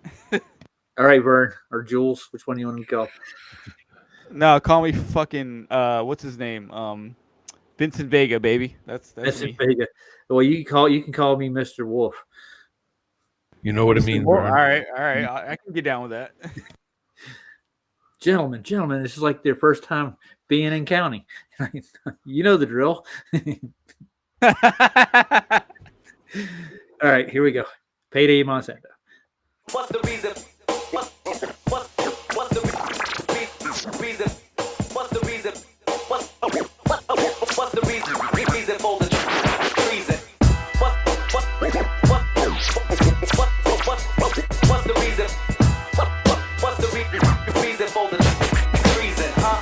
You must be out your motherfucking mind to assume your puppet masters ain't planning mad disaster and doom. The very moment you pop out of your mom's womb, you're a sovereign king ready to blossom and bloom. However, things change for the absolute worst when you're issued a live certificate of birth, and that number is given to you before you're dribbling. That's when you become a United States citizen. Slavery has been abolished. I know that you heard the news, but the 14th Amendment's voluntary servitude. Once you register your child, you make a major alteration. You are now employed by United States Corporation. The Constitution thereby becomes a fiction. You can't mention it in any statutory jurisdiction. They hoodwink masses of people something awful. Just cause something's legal doesn't mean that it is lawful. It's time for me to change from being what I am. Through the years I feel the need like any other man. But what will I become? What am I to find? What's the reason for the treason? Huh? You wanna die? I see no reason, maybe I'm blind. What's the reason for the treason? Huh? I see no reason, What's the reason? no rhyme. What's the reason? I see no reason, I see no reason, What's the reason? I see no reason to waste my precious time. What's the reason for the treason? You wanna die? Best believe I believe in the life I'm leading. I'm a freedom fighter, I'm a fight for freedom. I'm the type that'll put a knife to the windpipe of a tyrant, leaving bleeding. Yeah, and I see no reason to keep accepting these acts of treason, to keep on eating the food they feeding, to keep believing the shit they preaching. Why? Because it's always lies, and when they caught, they don't even apologize. So when they open up their mouths, I tend to tune them out. I don't even pay attention when I see them speaking. Yeah, we gotta be the change, rearrange the system and let freedom reign. From sea to sea, friend, it's a brand new season. No more living like a slave, I don't see no reason. I see no reason, maybe I'm blind. I see no reason, I see no rhyme. I see no reason, I see no reason, I see no reason to waste my precious time.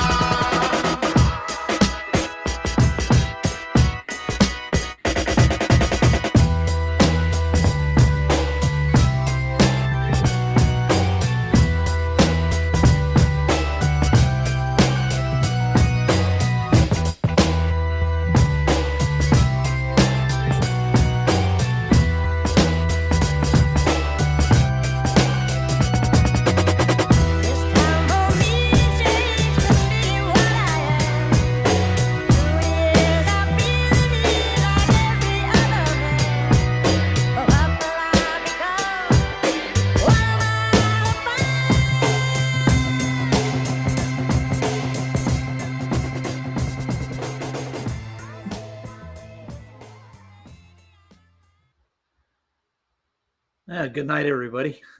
You're still here, Shifted? Yep. All right, brother. Yeah, well, Banner's not going on tonight. He's going on next Thursday, so he's taking a night off. So, Okay. Yeah, I no think worries. we go on Thursdays. I think it is a weekend show too, but the link's in the back in the private. If you want to grab it, you can get on his. Yeah, I went to his channel. Yep, for sure. All right. No, now I'm gonna say good night to everybody and say hi. Go over and watch Jim's observations if you get a chance. I'm gonna play one of those out. Okay, cool. All right. I'll see you guys later. All right, brother. Yep. Later. Later.